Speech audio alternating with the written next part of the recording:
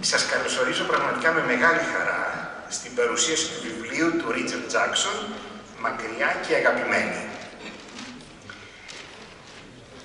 Είναι τιμή μας να έχουμε στο σχολείο μας τον πρώην πρόεδρο Τζάκσον, ο οποίος με είχε διαδεχτεί το 2017 στην πρώτη μου θητεία.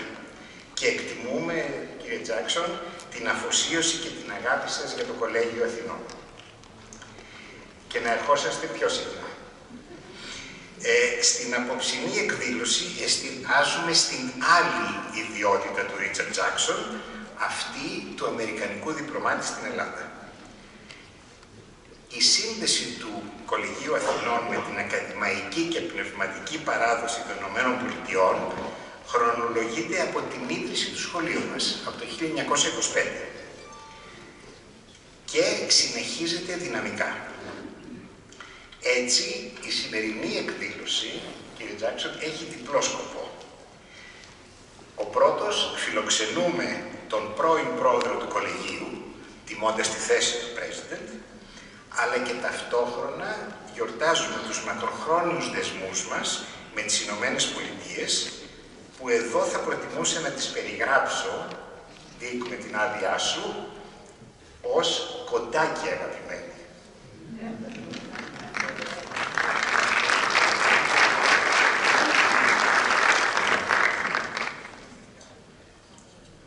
Έχουμε ένα διακεκριμένο πάνελ που θα παρουσιάσει το βιβλίο. Δεν θα πάρω περισσότερο χρόνο, διότι πραγματικά θέλουμε να τους ακούσουμε.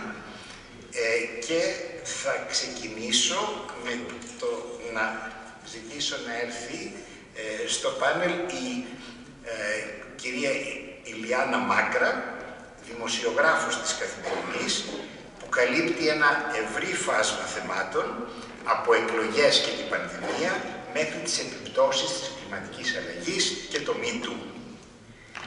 Θα είναι η moderator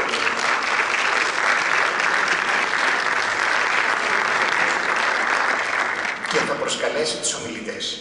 Η κυρία Μάγρα το 2022, όπως ίσως έχετε παρακολουθήσει στον τύπο, αποκάλυψε ένα σκάνδαλο κακοποίησης σε μία ΜΚΟ και ήταν η μοναδική Ελληνίδα δημοσιογράφος που συνόδευσε τον Πάπα Φραγκίσκο στην πρώτη του επίσκεψη στην Ελλάδα και την Κύπρο. Έχει αρθογραφήσει στα New York Times στο Λονδίνο και στα Sunday Times και Financial Times. Έχει σπουδάσει πολιτική στο School of Oriental και African Studies του Λονδίνου και στο πλαίσιο του πτυχίου σας μάθατε και τουρκικά. Ναι. Είναι απόφοιτος του αδελφού μας σχολείου στη Θεσσαλονίκη, του Ανατόλια, και είναι από τη Θεσσαλονίκη. Σας ευχαριστούμε όλους πάρα πολύ που είστε εδώ μαζί μας σήμερα και ευχαριστούμε πάρα πολύ το Κολλεγίου Αθηνών που μας έχει δώσει το χώρο του για να γίνει εδώ η παρουσίαση του βιβλίου του κυρίου Τζάκσον. Για μένα είναι πολύ μεγάλη τιμή που βρίσκομαι εδώ. Ευχαριστώ πολύ, όχι μόνο ως δημοσιογράφος της Καθημερινής, αλλά και ως απόφοιτος του Κολλεγίου Ανατόλια. Αλλά επειδή έχουμε ήδη καθυστερήσει, δεν θα ήθελα να πάρω άλλο από το χρόνο μας. Οπότε, αν μπορούμε να έχουμε ένα χειροκρότημα για την κυρία Αλεξάνδρα Παπαδοπούλου, Διευθυντή και Πρέσβη, η οποία ήταν από τον Φεβρουάριο του 2020 μέχρι τον Ιούνιο του 2023 πρέσβης της Ελλάδας στις Ηνωμένες Πολιτείες. Και προηγουμένως, μεταξύ πάρα πολλών άλλων ρόλων που είχε μέχρι τώρα στην πολύ μακρά καριέρα της, ήταν επικεφαλής του διπλωματικού γραφείου του Πρωθυπουργού. Να υποδεχτούμε και τον κύριο Αλέξη Παπαχελά, Διευθυντή της Καθημερινής, απόφοιτο Κολλεγίου Ανατόλια και μεταξύ άλλων βιβλίων, δύο από τα βιβλία που έχει γράψει ο κύριος Παπαχελάς, εδώ είναι ο βιασμός της ελληνικής δημοκρατίας και το ένα σκοτεινό δωμάτιο, το οποίο μπορείτε να προμηθευτείτε και αργότερα από εδώ, που δημοσιεύτηκε από την Εστία, και αφορούν στο ρόλο της αμερικανικής πολιτικής, στο ρόλο των ΗΠΑ μάλλον, που έφτιαξαν στην ελληνική πολιτική τη δεκαετία του 60 και αργότερα και στην περίοδο της Χούντας. Επίσης, να υποδεχθούμε και τον κύριο Σωτήρη Ριζά, Διευθυντή Ερευνών στο Ευρωπαϊκό Κέντρο Αλέξης,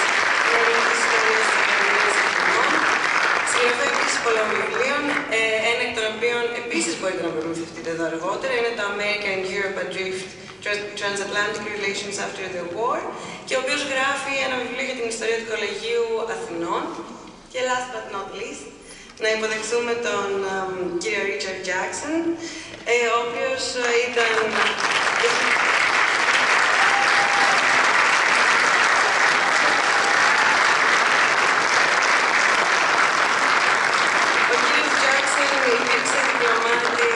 για 30 χρόνια και εκπροσώπησε την Αμερική, της ΗΠΑ μάλλον, σε πολλές χώρες, μέχρι των οποίων ήταν και η Ελλάδα, τη δεκαετία του 70, πρώτα στη Θεσσαλονίκη και αργότερα και στην Πρέσβη στην Αθήνα. Υπήρξε πρόεδρος τόσο του Κολλεγίου Ανατόλια στη Θεσσαλονίκη, όσο και αργότερα από το 2017 μέχρι το 2020 του Κολλεγίου Αθηνών, και γι' αυτό βρισκόμαστε όλοι σήμερα εδώ, για την παρουσίαση του βιβλίου του «Μακριά και αγαπημένοι, 80 χρόνια αμερικανικής διπλωματίας», 80 χρόνια αμερικανικής διπλωματίας στην Ελλάδα, το 1940 μέχρι το 2020. Οπότε, ξεκινάμε με τον κύριο Παπαχελά.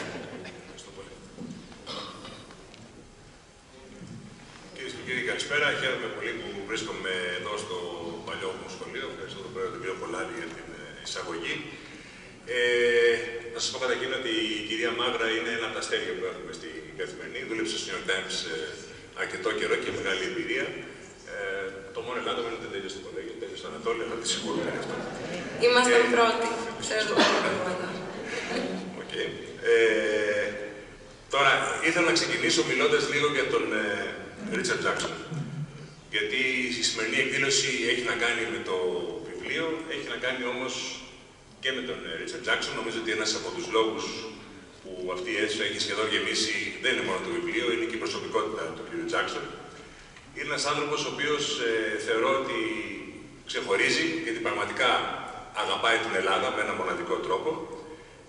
Και είναι και ένας άνθρωπος ο οποίος είναι πραγματικά αφοσιωμένος σε αυτό το σχολείο και γενικά στην εκπαίδευση, όπως απέδειξε και από το πέρασμά του από τα Ανατόλια. Στις υποσημειώσεις μπορώ να πω ότι είχε και υφιστάμενο τον κύριο Σιμεών Τσομόκο, από ό,τι ξέρω, κύριε Τζάκσον, αν θυμάμαι καλά. Εν πάση περιπτώσει, νομίζω ότι υπήρχε μια σειρά από ανθρώπους οι οποίοι εργάστηκαν μαζί του, δούλεψαν για τον κύριο Τζάκσον και οι οποίοι εμπνεύστηκαν από τον ίδιο και τον τρόπο του. Πέρα από αυτό όμως είναι ένας πολύ σωστός άνθρωπος, ένας άνθρωπος με ήθος και αρχές. Στο δικό μου μυαλό είναι ο τύπος του κλασικού και όχι απαραίτητα πια συνηθισμένου Αμερικανού της μεταπολεμικής περίοδου, ο οποίος είχε μια πολύ ανεπτυγμένη αίσθηση καθήκοντος, αυτό που οι Αγγλοσάξονες ονομάζουν public service, και επίσης είχε πάρα πολύ έντονο το στοιχείο του κοσμοπολιτισμού. Ήταν αυτός ο κλασικός Αμερικανός μεταπολεμικής περίοδου, ο οποίος είχε αποφασίσει να ταξιδέψει, να δουλέψει, να γνωρίσει άλλες κουλτούρες. Ήταν άνθρωποι σαν τον κύριο Τζάκσον, πάνω στους οποίους οικοδομήθηκε ένα ολόκληρο σύστημα που κράτησε τον κόσμο σε ευημερία και μια σχετική τάξη για πάρα πολλά χρόνια. Και όσοι τον έχουν γνωρίσει, ξέρουν επίσης ότι είναι ένας πολύ σεμνός άνθρωπος, χωρίς καμία διάθεση αυτοπροβολής και επίδειξης. Ο κύριος Τζάκσον, από αυτή την άποψη, συμπυκνώνει ό,τι ακριβώς πρέσβευε, και ελπίζω ότι ακόμα πρεσβεύει, αυτό εδώ το σχολείο. Χαίρομαι που τόσος κόσμος έχει έρθει εδώ σήμερα για να το τιμήσει. Επίσης, θέλω να πω και ένα μπράβο στην Εστία, γιατί τον εκδοτικό οίκο της Εστίας, διότι μαζί με το βιβλίο αυτό και τα δύο άλλα σημαντικά βιβλία, ένα του Bob Keely και το άλλο του Monty Stearns, δύο παλιοί πρέσβεις, βετεράνοι πρέσβεις, οι οποίοι ήταν εδώ κάποιες κρίσιμες στιγμές, νομίζω ότι έχει συνεισφέρει πάρα πολύ στην ιστοριογραφία των ελληνοαμερικανικών σχέσεων. Όπως ίσως θα ξέρετε, αυτός είναι ένας τομέας, ένα θέμα το οποίο δεν με έχει αφήσει εντελώς αδιάφορο, οι ελληνοαμερικανικές σχέσεις. Το βιβλίο αυτό είναι σημαντικό γιατί περιέχει προφορικές μαρτυρίες από Αμερικανούς διπλωμάτες, οι οποίοι υπηρέτησαν στην Αθήνα, στην Πρεσβεία της Αθήνας, από το 1946-47 και μετά. Μάλιστα, σε μια περίπτωση, και το βρίσκω καταπληκτικό, έχει και μια μαρτυρία του Dan Brewster, ο οποίος ήταν ο υπεύθυνος στο Greek Desk όταν ξέσπασε η δικτατορία, ο οποίος υπηρετούσε εδώ και τους πρώτους μήνες κατοχής πριν οι Αμερικανοί διακόψουν διπλωματικές σχέσεις με τον άξονα και κηρυχθεί ο πόλεμος. Το σημαντικό είναι ότι αυτές οι μαρτυρίες έχουν κατατεθεί χωρίς να έχουν λογοκριθεί από το State Department. Δηλαδή δεν έχει συμβεί αυτό που συμβαίνει με τα αρχεία, τα επίσημα του State Department και της CIA, τα οποία αποχαρακτηρίζονται κάθε τόσο. Βεβαίως δεν αναφέρονται σε θέματα που θεωρούνται απόρριτα, Παρ' όλα αυτά, είναι σημαντικό ότι μιλάνε με έναν τρόπο, θα λέει κανείς, απελευθερωμένο και ότι μιλάνε με μια ειλικρίνεια η οποία, όποιον έχει ασχοληθεί με συγκεκριμένα επεισόδια στα οποία αναφέρεται αυτό το βιβλίο, πραγματικά εντυπωσιάζει. Αυτές οι προφορικές μαρτυρίες είναι πολύτιμες. Αν κάποιος ρίξει μια ματιά στο ίντεξ των ονομάτων, θα δει θρυλικές προσωπικότητες που έχουν ζήσει και έχουν χειριστεί τα πιο κρίσιμα παρασκήνια της μεταπολεμικής μας ιστορίας. Άνθρωποι όπως ο περίφημος Νόρμπερτ Άνσουτς, ο οποίος γνώρισε τον Κωνσταντίνο Καραμαλή στη δεκαετία του 50, βλέποντας μαζί του καουμπόικα έργα, και ήταν κάτι που άρεσε στον σεραίο πολιτικό. Έναν άνθρωπο ο οποίος έκανε κυριολεκτικά κουμάντο στην Αθήνα και σε ό,τι είχε να κάνει στην Αμερικανική πρεσβεία, τα κρίσιμα χρόνια πριν από την 21η Απριλίου του 1967, καθώς πέρασε ένα μεγάλο διάστημα που δεν υπήρχε πρέσβης, ήταν το νούμερο 2 και τα λέει πολύ καθαρά στην μαρτυρία του το τι ακριβώς συνέβαινε. Εντυπωσιάζει βέβαια το γεγονός ότι ο Άνσουτς, με τον οποίο είχα μιλήσει αρκετές φορές, σε αυτή τη μαρτυρία για πρώτη φορά μιλάει για τον πιθανό ρόλο της CIA στο πραξικόπημα της 21ης Απριλίου, λέγοντας ότι υπήρχαν στελέχη, κυρίως Αμερικανοί, οι οποίοι είχαν πολλές σχέσεις με τον Παπαδόπουλο και οι οποίοι ενδεχομένως να είχαν δώσει ένα πράσινο φως στο συνταγματάρχη με τον οποίο είχαν γνωριστεί όταν αυτός ήταν στέλεχος της ΚΙ. Είναι ακόμα άνθρωποι που πρωτοήλθαν στην Ελλάδα τη δεκαετία του 50, όταν ακόμα δεν υπήρχε φράχτης στην κατοικία της Παναγίου Κυριακού, έμπαινε και έβγαινε όποιος ήθελε. Άνθρωποι όπως ήταν ο Μόντι Στέρνς και ο Μπομπ Κίλι, οι οποίοι έφτασαν να γίνουν, όπως είπα, πρέσβεις εδώ σε πολύ κρίσιμες και κομικές συγκυρίες. Και πρέπει να πω ότι ήταν άνθρωποι ξεχωριστοί αυτοί, και αυτό φαίνεται και από τις μαρτυρίες τους, όπως διαβάζει το βιβλίο. Άνθρωποι οι οποίοι είχαν πολλά να πούν και πολύ κριτική να κάνουν στην αμερικανική πολιτική, κυρίως απέναντι στην Κούντα αλλά και την Κύπρο. Άνθρωποι οι οποίοι κράτησαν το τιμόνι των αμερικανικών σχέσεων σε πολύ δύσκολες στιγμές, με τον Μόντι Στέρνς να λέει εκείνο το περίφημο να κοιτάξτε αυτά που κάνει ο Ανδρέας Παπανδρέου και όχι αυτά που λέει. Look at his deeds, not his words. Και ένας άνθρωπος επίσης, πρέπει να πω με τον Στέρνς, ο οποίος έδωσε μια πολύ μεγάλη παρασκηνιακή μάχη για να σωθεί αυτό το σχολείο, όταν κάποιοι ανεγκέφαλοι ήθελαν να το κλείσουν και θεωρούσαν ότι ό,τι θυμίζει ελίτ πρέπει να καταστρέφεται. Επίσης, στο βιβλίο μπορεί κανείς να διαβάσει τη μαρτυρία του θρυλικού Τομ Μπόγιατ. Ο Τομ Μπόγιατ ήταν ο υπεύθυνος των κυπριακών υποθέσεων το 1974.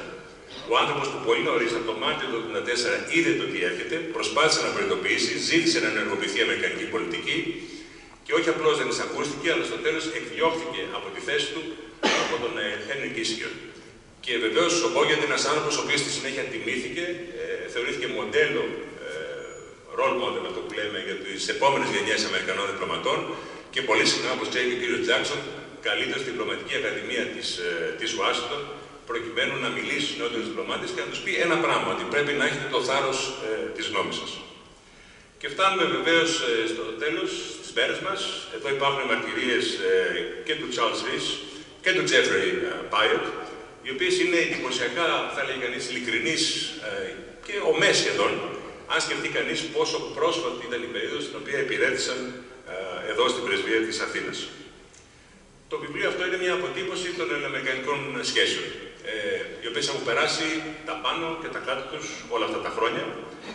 Είναι, νομίζω, μια πορεία η οποία, κατά τη γνώμη μου, θα συνεχιστεί με τα πάνω και τα κάτω της, τόσο λόγω της φύσης της σχέσης, όσο και λόγω της φύσης της ελληνικής ψυχοσύνθεσης. Γιατί έχουμε μια τάση, ειδικά σε ό,τι αφορά τις ελληνοαμερικανικές σχέσεις, να υπεδραματοποιούμε τα πράγματα, να δίνουμε μυθικές διαστάσεις σε πράγματα που δεν είναι τόσο περίπλοκα. Και γενικώς νομίζω ότι είναι μια σχέση που είναι πολύ φορτισμένη από το παρελθόν, συναισθηματικά, έχει πολλή ιστορία μέσα της, πολλή ένταση. Η αλήθεια είναι ότι οι ελληνοαμερικανικές σχέσεις έχουν φτάσει τώρα στο απογειό τους αυτή την περίοδο. Και νομίζω ότι είναι για πρώτη φορά που θα πρέπει κανείς να ανησυχεί για το αν υπάρχουν υπερβολικές προσδοκίες για την επόμενη φάση τους, για το πού μπορούν να φτάσουν οι ελληνοαμερικανικές σχέσεις. Και αυτό είναι ένα πρωτόγνωρο, θα λέγει κανείς, πρόβλημα σε αυτό το τομέα. Θέλω να κλείσω με μια παρατήρηση. Διαβάζοντας ξανά αυτό το βιβλίο, με κατέλαβε μια σχετική μελαγχολία. Σκεφτόμουν πόσο κρίμα είναι το γεγονός ότι είτε το Ελληνικό Υπουργείο Εξωτερικών ή κάποιος άλλος φορέας δεν έχει δημιουργήσει ένα αντίστοιχο πρόγραμμα προφορικών μαρτυριών από βετεράνους διπλωμάτες. Το σκεφτόμουν πρόσφατα όταν έμαθα την είδηση του θανάτου του φίλου μου και ενός ανθρώπου από τον οποίο έμαθα πολλά, του Χρήστου Ζαχαράκη, ο οποίος είχε χειριστεί πολύ δύσκολες υποθέσεις για περίπου 40 χρόνια.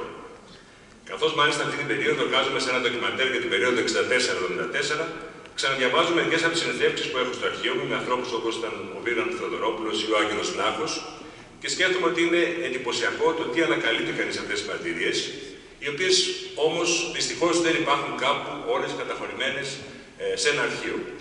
Χρειαζόμαστε τη θεσμική μνήμη της ελληνικής διπλωματίας και ελπίζω το βιβλίο του κ. Τζάκσον να σταθεί αφορμή για να στηθεί κάτι αντίστοιχο στην Ελλάδα σύντομα. Να υπενθυμίσω ότι ο κ. Τζάκσον ήταν για αρκετό διάστημα εκτελεστικός διευθυντής στην Ένωση, να το πω έτσι, βετεράνων διπλωματών στην Αμερική. Είχε αναλάβει αυτό το project των προφορικών μαρτυριών. Οπότε, επειδή τον έχουμε στην Αθήνα, είναι μια καλή ευκαιρία να χρησιμοποιήσουμε το ταλέντο του και την αγάπη του για την Ελλάδα να βοηθήσει στο να στηθεί αυτό το project. Το εύχομαι και θα κάνω και εγώ ό,τι μπορώ από την πλευρά μου για να γίνει πραγματικότητα. Κλείνω λοιπόν λέγοντας ότι ευχαριστούμε την Εστία, αλλά κυρίως ευχαριστούμε τον Ρίτσαρντ Τζάκσον για αυτό το πολύτιμο βιβλίο, για την αγάπη του για αυτό το σχολείο και κυρίως για την αφοσίωσή του στην Ελλάδα. Thank you, Mr. President.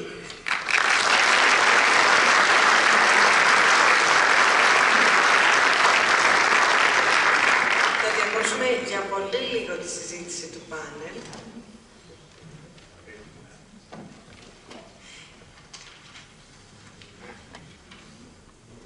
Μια πολύ μικρή αλλαγή που είχαμε προγραμματίσει να μας μιλήσει ο κύριος Τσούνης, ο πρέσβης Τσούνης. Οπότε θα κάνουμε τώρα μια πολύ μικρή διακοπή, πραγματικά συγγνώμη γι' αυτό, και θα ήθελα να προσκαλέσω τον κύριο Τσούνη, ο οποίος είναι εδώ με την μητέρα του, και θα ήθελα να πω ότι θα μεταφράσω στα ελληνικά αυτά που διαβάζω στο website, τα οποία μου κάνανε εντύπωση, όχι όλα, ότι είναι ο υπερήφανος Ελληνοαμερικανός γιος μεταναστών στις Ηνωμένες Πολιτείες από το χωριό Πλάτανος στην ορεινή περιοχή της Ναυπακτίας. Και ότι μεγαλώνοντας οι γονείς του εμφύσισαν τα ελληνικά ιδεώδη της καλοσύνης, της αγάπης και πάνω απ' όλα το φιλότιμο. Και ότι η πρώτη του γλώσσα ήταν ελληνικά. Συγχαρητήρια κυρία Τσούνη γι' αυτό.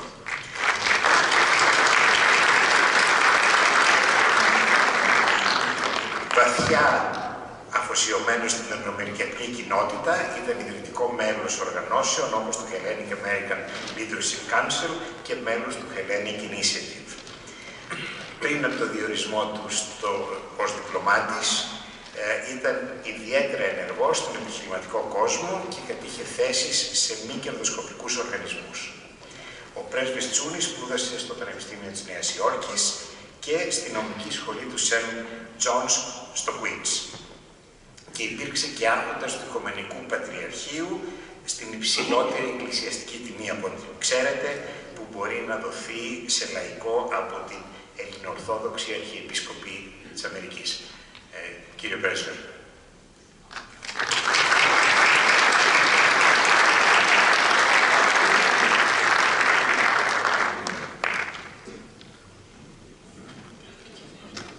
Ευχαριστώ κύριε Πρόεδρε για την πρόσκληση. Τι να σου πω, δεν είχα τις βαθμούς να μπω μέσα στο κολέγιο,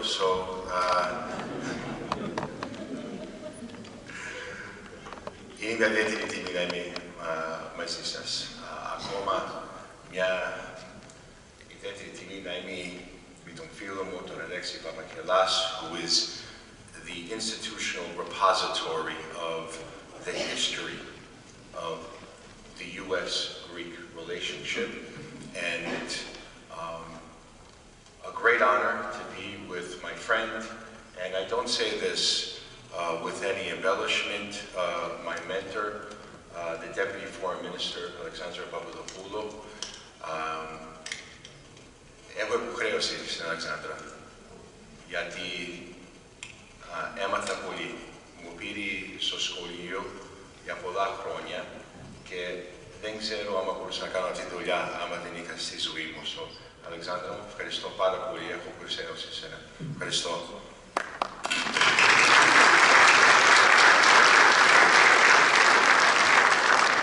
Τώρα να συζήσω στη μάνα μου, η Ελένη, από το Πλάτανο.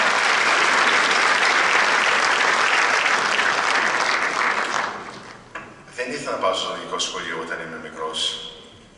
Πήγα στο σχολείο Δευτέρα, Τρίτη, Παρασκευή, Κυριακή Εκκλησία και είμαι παπαδάκι. Να σου πω, εγώ θα ήθελα να πάω στην εκκλησία 15 λεπτά πρωτού το Δευκόνα. Όμως αυτό δεν είναι στο τσονέκο του σπίτι. Πήγαινα στο ελληνικό σχολείο το Σάββατο και δεν ήθελα να πάω.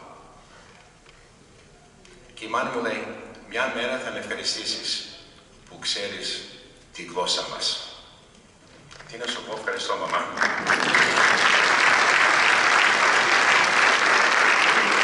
Όμως η ελληνική μαμά έκανα μια ώρα με τον Χατζη Νικολάου, μια ώρα με την Νίκο Λιμπεράκη, με τηλεφωνάει, μάνα, τι νομίζεις, πώς ήταν, παιδάκι μου, τα νικά σου είναι χωριάτικα, more English, less Greek.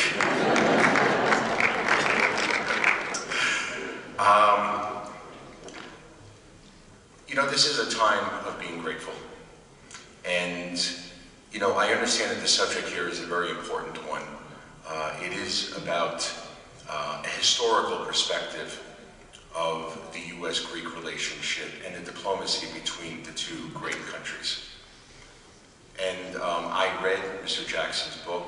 I salute him for writing such a seminal tome.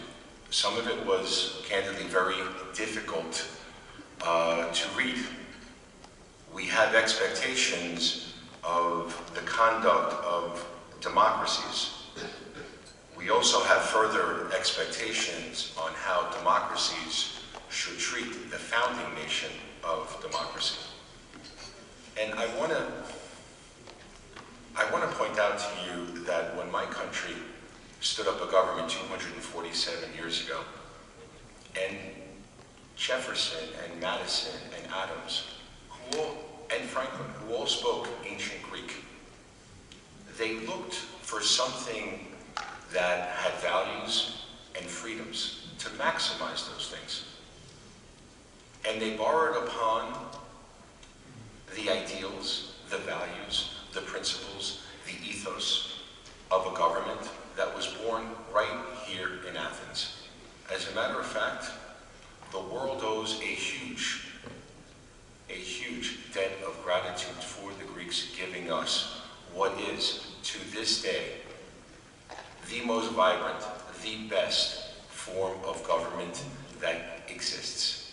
It is the first time that people got together with a sense of self-determination that people will choose their representatives, choose the type of government that they want, and choose the type of lives that they want.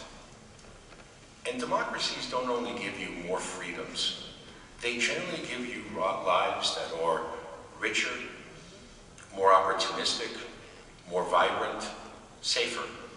And when people tell me that democracy is outmoded because it requires consensus and no one can agree, I completely disagree. No one is trying to move to Iran. No one is trying to move to Venezuela. And I assure you, Russia does not have an immigration problem. People are trying to move to democracies. Because at the end of the day, you cannot fool them. But democracy only works best when it works for everybody. Ξέρεις η ιστορία την οικογένεια μου, μάνα και πατέρα, φτωχά, 3 δωμάτια, σπίτια, χωρίς ρεύμα, χωρίς νερό, η τουαλέτα απ' έξω κοντά σε καλύβα και έφυγαν και ήρθαν στην Αμερική.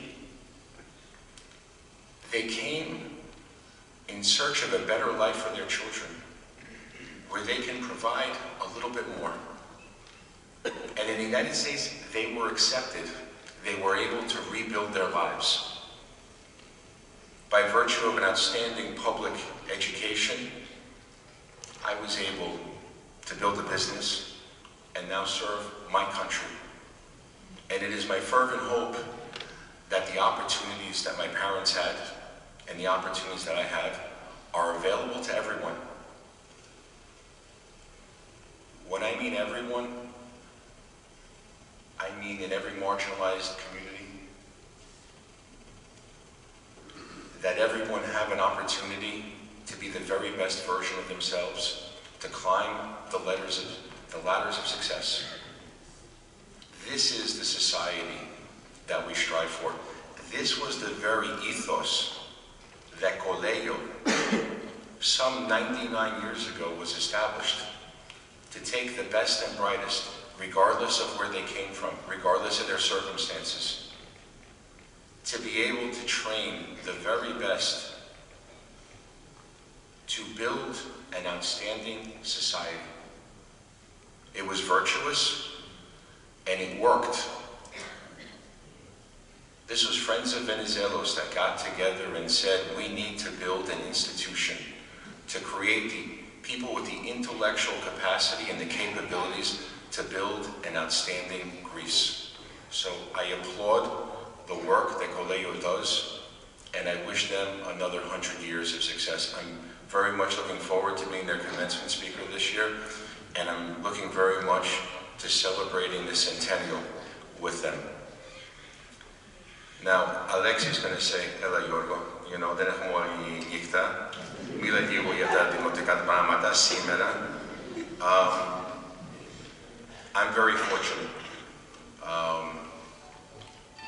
I'm able to serve at a time when the relationship is at its very best. Every single pillar, intelligence, military, economic, social, cultural, educational, the cooperation between our two countries is outstanding, and I promise you it gets better every day.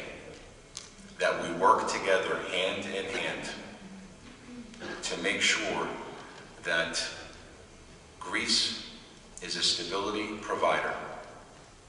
Greece is absolutely necessary.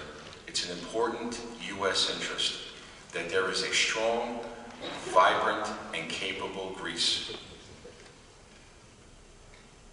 Δεν μπορούμε να λύσουμε όλα τα προβλήματα μόνοι μας. Και βλέπεις, έχουμε αρκετά βάσανα στην Ουκρανία, στη Γάζα. Κάθε μέρα σκέφτομαι τι θα γίνει στο Ταϊουάν. Και τόση γειτονιά, τι να σου πω, αιώνες δυσκολίες. All around Greece, several arcs of instability, I don't have to name them, you know them.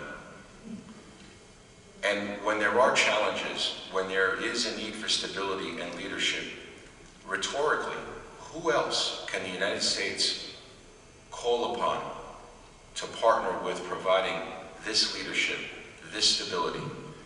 Who else is capable and impactful and acts with values and principles? Που κάνει τα δύσκολα πράγματα. You know, in May I'm reminded that we celebrate, most people celebrate VE Day, May 8th, Europe's victory in World War II, στο Παγκόσμιο Πόλεμο. Όχι στην Ελλάδα, 28 Οκτωβρίου, Greece's entry into the war. And I've always appreciated that, because when the world had lost hope, and everyone thought that fascism would completely take over Europe, and they had reason to think that. If you look at it, Poland lasted a month, France lasted a month, Denmark lasted like 4 days, and the Greeks held out for like 220 days. They provided the first Allied victory over an Axis power. And when things were bleak and dark, Greece gave the free world hope. Elpida. That was the second debt of gratitude that the world owes Greece. So when things are difficult, and when it's time that decisions are based not on real politics, and we've learned those hard lessons in the past, it doesn't work. But when it is about principles, and when it is about values, you can count on the Greeks to do the right thing, no matter what. And I will tell you, it is an honor for me to be the ambassador here. Because my interlocutors are people like the Deputy Foreign Minister.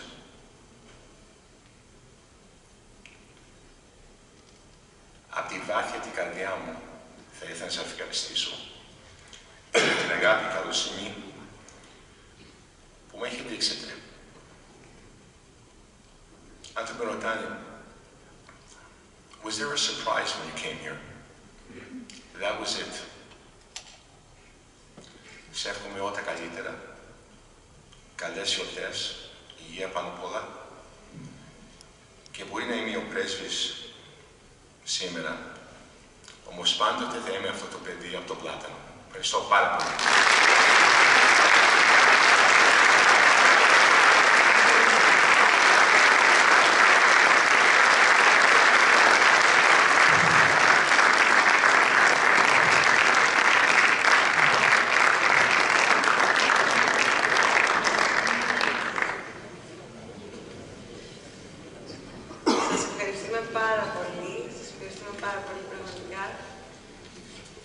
για αυτή την τόσο όμορφη παρέμβαση. Και τώρα συνεχίζουμε με τον κύριο Ριζά.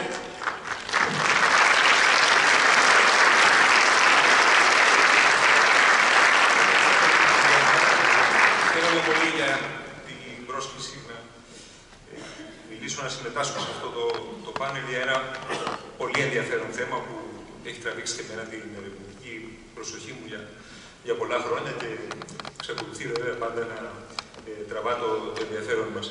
Το βιβλίο του κυρίου Τζάκσον είναι μοναδικό από δύο απόψεις, πιστεύω.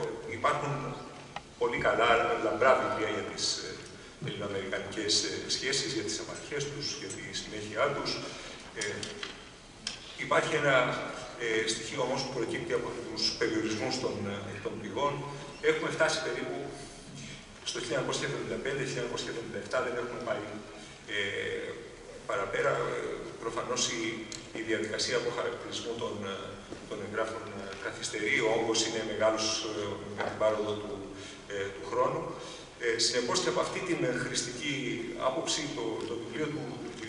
Τζάκσον δίνει μια ματιά, έχει μια θέαση για τις δεκαετίες που ακολουθούν, οι οποίες είναι, θα έλεγα, πολύ ενδιαφέρουσες και εξαιρετικά σημαντικές. Αν οι πρώτες χαρακτηρίζονται πολύ περισσότερο, θα έλεγε κανείς, από τις διαμάχες, από τις διαφοροποιήσεις μεταξύ των δύο εταίρων, από το 1974 και μετά, έστω και με κόπο, έστω και με βραδείς ρυθμούς, είναι μια περίοδος ομαλοποίησης.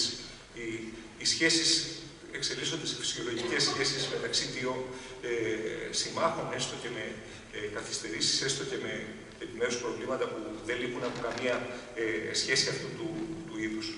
Ο δεύτερος λόγος είναι ότι πρόκειται για μια συλλογή μαρτυριών προφορικής ιστορίας. Και δείχνει ακριβώς αυτό το γεγονός τη μεγάλη σημασία που έχει αποκτήσει η προφορική ιστορία για τη μελέτη της διπλωματίας, για τη μελέτη της διεθνούς πολιτικής. Η Αμερική Association of Diplomatic Studies and Training έχει πρωτοπορήσει σε αυτό και πιστεύω ότι εξακολουθεί να βρίσκεται πολλά βήματα μπροστά από τους υπόλοιπους. Όσοι επιδιδόμαστε στην ιστορία των διεθνών σχέσεων, στην διπλωματική ιστορία, ζητάμε τα υπομνήματα, ζητάμε το αρχαιακό υλικό, ζητάμε την κυκλοφορία των τηλεγραφημάτων. Λίγο πολύ μέχρι να ενσωματώσουμε στην έρευνά μας και στον προβληματισμό μας την σημασία της προφορικής ιστορίας, η αλήθεια είναι ότι βλέπαμε τεκμήρια τα οποία ήταν μάλλον απρόσωπα, ειδικά όταν αφορούσαν το υλικό το οποίο δημιουργούσε η γραφειοκρατία της εξωτερικής πολιτικής.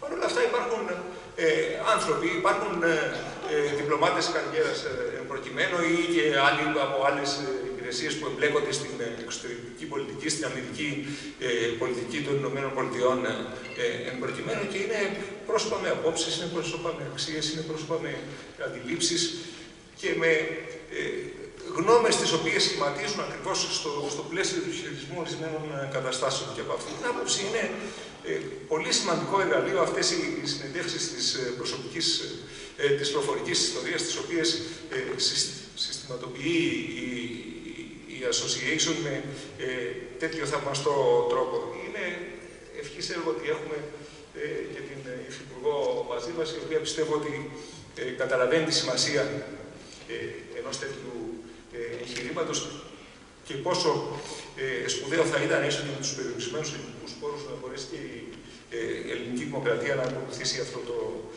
δρόμο. Η κατηγοριοποίηση την οποία έχει εισαγάγει ο κ. Τζάκσον στο βιβλίο, νομίζω ότι είναι πρακτική, εξαιρετικά χρήσιμη, χωρίζεται σε 6 μέρη. Το πρώτο μέρος είναι στην ουσία η περίοδος της δημιουργίας, η διαπλαστική περίοδος της ελληνοαμερικανικής σχέσης από το 1944-45 μέχρι το 1952. Είναι πράγματι η εποχή της δημιουργίας, όπως την αποκάλεσε ο Την Άτσισον, που έδωσε γι' αυτό το τίτλο στα απομνημονεύματά του. Είναι η εποχή της βοήθειας του δόγματος Τρούμαν, είναι η εποχή του ελληνικού εμφυλίου πολέμου, τον οποίο κερδίζουν οι ελληνικές κυβερνητικές δυνάμεις με την αμερικανική συνδρομή. Είναι στη συνέχεια αυτή η αγωνιώδης προσπάθεια να τεθεί σε κίνηση η διαδικασία της ανασυγκρότησης, όσο ακόμα προλαβαίνουμε, όσο ακόμα υπάρχουν χρηματοδοτήσεις του σχεδίου Μάρσαλ που τερματίζεται το 1952. Τότε είναι που δημιουργείται μια Ελλάδα περίπου με την μορφή και τον προσανατολισμό που γνωρίζουμε. Τότε ρίχνει την άγκυρά της στις σχέσεις της με τις ΗΠΑ, με τον δυτικό κόσμο, με την ένταξή της στην Ατλαντική Συμμαχία. Πολλά θα τεθούν υπό αμφισβήτηση, ποτέ δεν θα αναιρεθούν τις επόμενες δεκαετίες. Ακολουθεί το δεύτερο μέρος, το οποίο νομίζω είναι εξαιρετικά ενδιαφέρον. Είναι η εποχή που οι ΗΠΑ πια δεν διευθύνουν τις ελληνικές υποθέσεις άμεσα. Είναι η εποχή που οι κυβερνήσεις του Παπάγου και του Καραμανλή προσπαθούν να επιδιώξουν πολύ δραστήρια, ομολογουμένως και για τα ελληνικά μέτρα, την ανάπτυξη της χώρας, να γίνει μια χώρα σύγχρονη, η οποία συμμετέχει όσο γίνεται πιο ισότιμα στο δυτικό κόσμο. Θα δει κανείς, το καταλαβαίνει διαβάζοντας τις συνεντεύξεις, παρόλα αυτά η βασική θεματική δεν είναι τόσο αυτή, ομολογουμένως, παρά τα προβλήματά της, θαυμαστή διαδικασία ανάπτυξης, είναι οι τριβές, είναι τα προβλήματα. Προκύπτουν από την εσωτερική πολιτική, προκύπτουν από την εξωτερική πολιτική, κυρίως το κυπριακό. Είναι αυτά που τείνουν πια να εξελιχθούν σε θέματα διμερείς στις ελληνοαμερικανικές σχέσεις με έναν τρόπο πολύ πιο έντονο, πολύ πιο διαβρωτικό από ότι στις διμερείς σχέσεις των ΗΠΑ με τους υπόλοιπους συμμάχους. Είναι η πολιτική κρίση αυτή, η παραδεδομένη πολιτική κρίση από το 1964-1965 μέχρι το 1967 που καταλήγει στο πραξικόπημα και τη δικτατορία. Ο Άνσουμς, που είναι όντως αγαπημένος των ιστορικών που έχουν ασχοληθεί με τις ελληνοαμερικανικές σχέσεις, δείχνει ακριβώς αυτά τα διλήμματα της αμερικανικής πολιτικής εκείνη την εποχή. Η Αμερική έχει κάνει μια επένδυση στην Ελλάδα. Προφανώς θέλει να μην φτάσουν τα πράγματα σε μια δικτατορία. Από την άλλη πλευρά, είναι η πορεία της πολιτικής της, είναι οι δεσμεύσεις, είναι η κληρονομιά της προηγούμενης περίοδου που λίγο πολύ μπορεί να τη φέρουν σε τροχιά σύγκρουση με τις δυνάμεις που επιδιώκουν μια βαθύτερη αλλαγή στην ελληνική πολιτική. Αυτό είναι το δίλημμα της αμερικανικής πολιτικής. Πώς θα μπορέσει να φέρει ένα συμβιβασμό που θα τακτοποιήσει τα πράγματα. Δεν πετυχαίνει τίποτε από αυτά. Το πραξικόπημα θα γίνει, η δικτατορία θα επιβληθεί. Και εδώ ερχόμαστε στο τρίτο μέρος, όπου είναι αυτό που υποθηκεύει στην ουσία την εξέλιξη των ελληνοαμερικανικών σχέσεων για τις επόμενες δεκαετίες. Οι ΗΠΑ αισθάνονται την ανάγκη για στρατηγικούς λόγους να έχουν μια σχέση εργασίας. Η σχέση εργασίας μετά την άνοδο της διοίκησης Νίξον και την έλευση του Κίσινджερ στον Λευκό Οίκο και στη συνέχεια στο State Department, και παρά τις προδιαθέσεις, παρά τις ροπές της διπλωματικής υπηρεσίας, της αντιλήψης της οποίας προφανώς ενσωματώνει αυτό το βιβλίο του κυρίου Τζάκσον, παρά αυτό το κεκτημένο, σαφώς υπερβαίνει τα όρια μιας σχέσης εργασίας, γίνεται μια σχέση πολύ πιο συνεργατική. Η περίπτωση της Κύπρου το 1974 είναι το τελευταίο σημείο σε αυτή την μακρά αλυσίδα. Παρ' όλα αυτά, και φτάνοντας στο τέταρτο μέρος από το 1974 και μετά, είναι θαυμαστός ο τρόπος με τον οποίο επιβιώνει ακριβώς αυτή η ελληνοαμερικανική σχέση. Γιατί επιβιώνει, γιατί παρά το γεγονός ότι τα εθνικά συμφέροντα και οι επιδιώξεις των συμμάχων της Αμερικής σε αυτή την νοτιοανατολική πτέρυγα του ΝΑΤΟ, της Ελλάδας και της Τουρκίας συγκεκριμένα, παρά το γεγονός ότι αυτά τα εθνικά συμφέροντα φαίνεται να έρχονται στην επιφάνεια να επηρεάζουν την ατζέντα της εξωτερικής τους πολιτικής πολύ περισσότερο από τις στρατηγικές προδιαγραφές του ψυχρού πολέμου, της απειλής από το Βορρά, την οποία συνιστά το Ανατολικό Μπλοκ, η Σοβιετική Ένωση, οι Ηνωμένες Πολιτείες κατορθώνουν ακριβώς να είναι ένας αναγκαίος παράγων για τη διατήρηση της ισορροπίας μεταξύ τους. Και για τις δύο χώρες, ποια είναι σημαντική η σχέση με τις Ηνωμένες Πολιτείες, γιατί έτσι θα κατορθώσουν να μην μειονεκτήσουν η μία έναντι της άλλης. Έτσι θα κατορθώσουν να έχουν μια στοιχειώδη ισορροπία, να αποφύγουν ενδεχομένως και μια σύγκρουση η οποία θα προκύψει από τη δυναμική της κατάστασης, αλλά παρόλα αυτά δεν θα είναι στις προθέσεις κανενός. Αυτός είναι ο ρόλος των Ηνωμένων Πολιτειών. Για πολλούς είναι κοινικός, αλλά και για πολλούς παρατηρητές των διεθνών σχέσεων και των υποθέσεων της περιοχής είναι ένας ρόλος πολύ χρήσιμος, ο οποίος σιγά σιγά επιτρέπει το ξεπέρασμα αυτού του προβλήματος, αυτό το φοβερό στο παραγμένο τρίγωνο, όπως το έχει αποκαλέσει ο συγχωρημένος Θεόδωρος Κολουμπής. Η συνέχεια, βέβαια, δεν σημαίνει ότι θα ήταν οπωσδήποτε ομαλή. Εκτός από αυτή τη στοιχειώδη τακτοποίηση, υπάρχει το μεγάλο ερώτημα ότι κάποια στιγμή θα υπάρξει εναλλαγή στην εξουσία. Και εδώ πρόκειται για ένα ριζοσπαστικό κόμμα, πρόκειται για τον Ανδρέα Παπαδοπούλου, που έχει έρθει σε μια τροχιά σύγκρουση με τις ΗΠΑ ήδη από την δεκαετία του 60. Εκεί βλέπει κανείς την μεγάλη σημασία που έχουν προφανώς τα γεωπολιτικά δεδομένα, τα οποία κανείς δεν μπορεί να υπερβεί. Έχει όμως την αξία της και η διπλωματία, και αυτό φαίνεται πολύ καλά στις συνεντεύξεις και του Μοντέμπιλ-Στέρνς και του Ρόμπερτ Κίλι.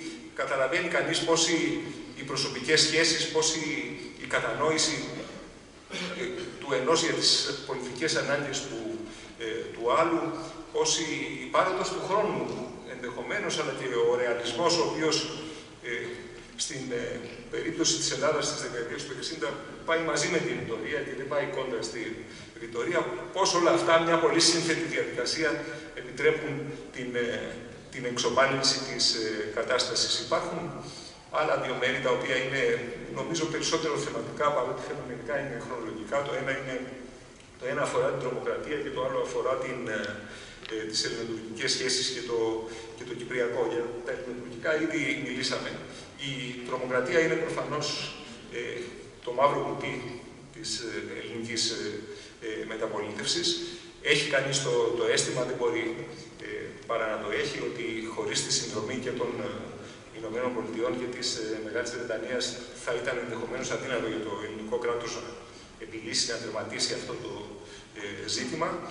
Πρέπει να έχουμε υπόψη όμως ότι αυτό επιτυγχάνεται το 2002, οι Ολυμπιακοί Αγώνες είναι κοντά, αυτή η κληρονομιά, η παλιά κληρονομιά της δικτατορίας είναι πίσω, η Ελλάδα είναι μια δημοκρατία, βρίσκεται στο σκληρό πυρήνα της Ευρωπαϊκής Ένωσης. Είναι συνθήκες που έχουν οριμάσει και τις επιτρέπουν να αντιμετωπίσει αυτό το ζήτημα. Αφήνω για το τέλος και τελειώνω, ελπίζω να μην μακρηγόρησα. Έχει μεγάλο ενδιαφέρον και για μένα το τελευταίο μέρος. Δεν είναι ακριβώς ιστορία, στην ουσία είναι η σύγχρονη πολιτική. Καταλαβαίνει κανείς ότι οι ελληνοαμερικανικές σχέσεις ενδυναμώνονται σε ένα πολύ πιο σύνθετο περιβάλλον από ό,τι ήταν το περιβάλλον της εποχής του ψυχρού πολέμου. Γεωπολιτικά η κατάσταση είναι πολύ πιο ρευστή. Η Ελλάδα κόντεψε να βρεθεί εκτός της ευρωζώνης με πολύ άδειλες συνέπειες και υπάρχει και μια αυξανόμενη σημασία της χώρας για τις στρατηγικές προδιαγραφές των ΗΠΑ. Από το 1946-47 με την έναρξη, με την εξαγγελία του δόγματος Τρούμαν, στα μάτια της Αμερικής η Ελλάδα και η Τουρκία ήταν μια στρατηγική ενότητα, μια γεωπολιτική ενότητα. Έχει κανείς την εντύπωση, και γι' αυτό δεν ευθύνονται ούτε οι ΗΠΑ ούτε η Ελλάδα, ότι από το 2016-17 και μετά η Ελλάδα έχει μια περισσότερο αυτόνομη σημασία. Αυτό εκδηλώνεται με αυτή τη νέα γεωγραφία των αμερικανικών διευκολύνσεων στη χώρα, με την Αλεξανδρούπολη, με την κεντρική Ελλάδα. Δεν είναι κάτι επιθυμητό, δείχνει όμως οπωσδήποτε ότι το μέλλον των ελληνοαμερικανικών σχέσεων δεν χρειάζεται να είναι αρνητικό, ότι έχει πάρα πολλές πιθανότητες να είναι θετικό και λαμπρό. Σας ευχαριστώ πολύ.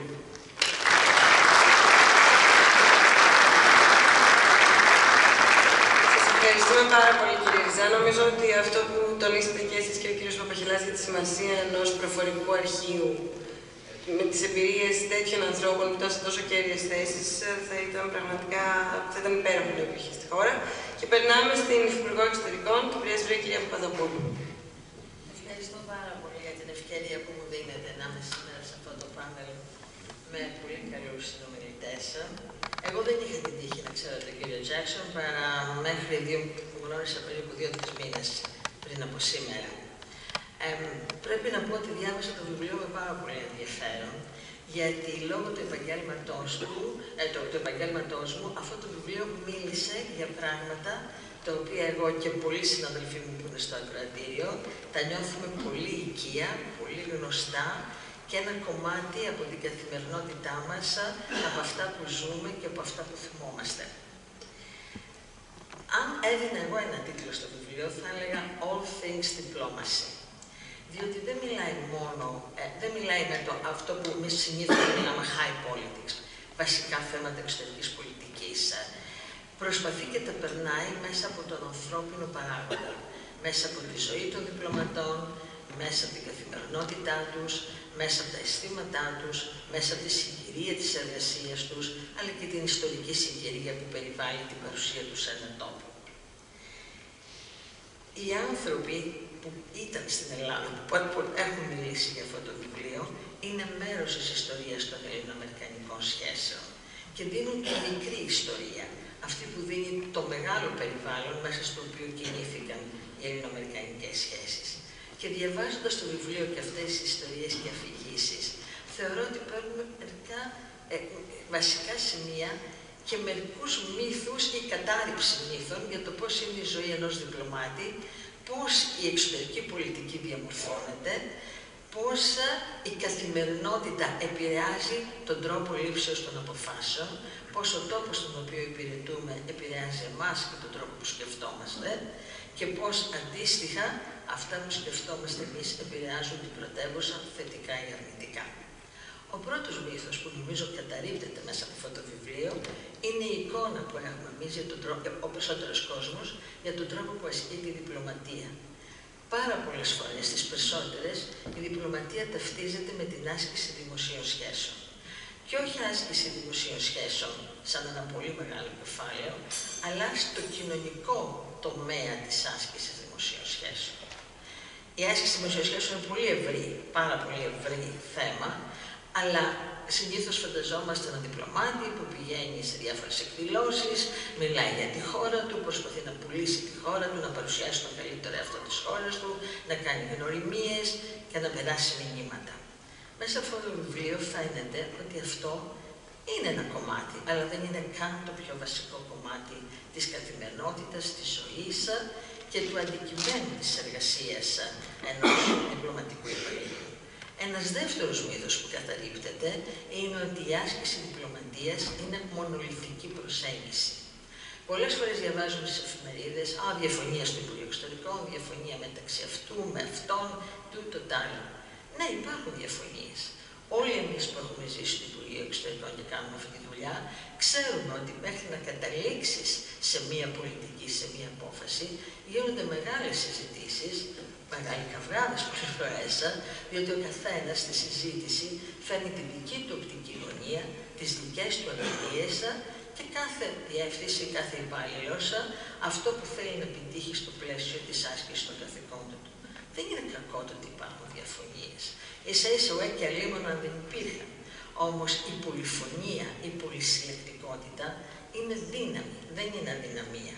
Και όταν βλέπω μέσα στο βιβλίο τις διαφωνίες μεταξύ και των υπηρετούντων στην Αμερικανική Πρεσβεία πρεσβεία, αλλά και μεταξύ κέντρου και πρεσβείας, χαμογελάω, γιατί θυμάμαι πόσες διαφωνίες υπάρχουν ανάμεσα και στο δικό μας Υπουργείο Εξωτερικών, ανάμεσα σε πρεσβείες που εισηγούνται ένα θέμα, το κέντρο που θέλει κάτι άλλο, αντίθετες απόψεις από διαφορετικές πρεσβείες, τις πρεσβείες μεταξύ, της πρεσβείας μας στη Σόφια και πρεσβείας στα Σκόπια, με παραδείγματι.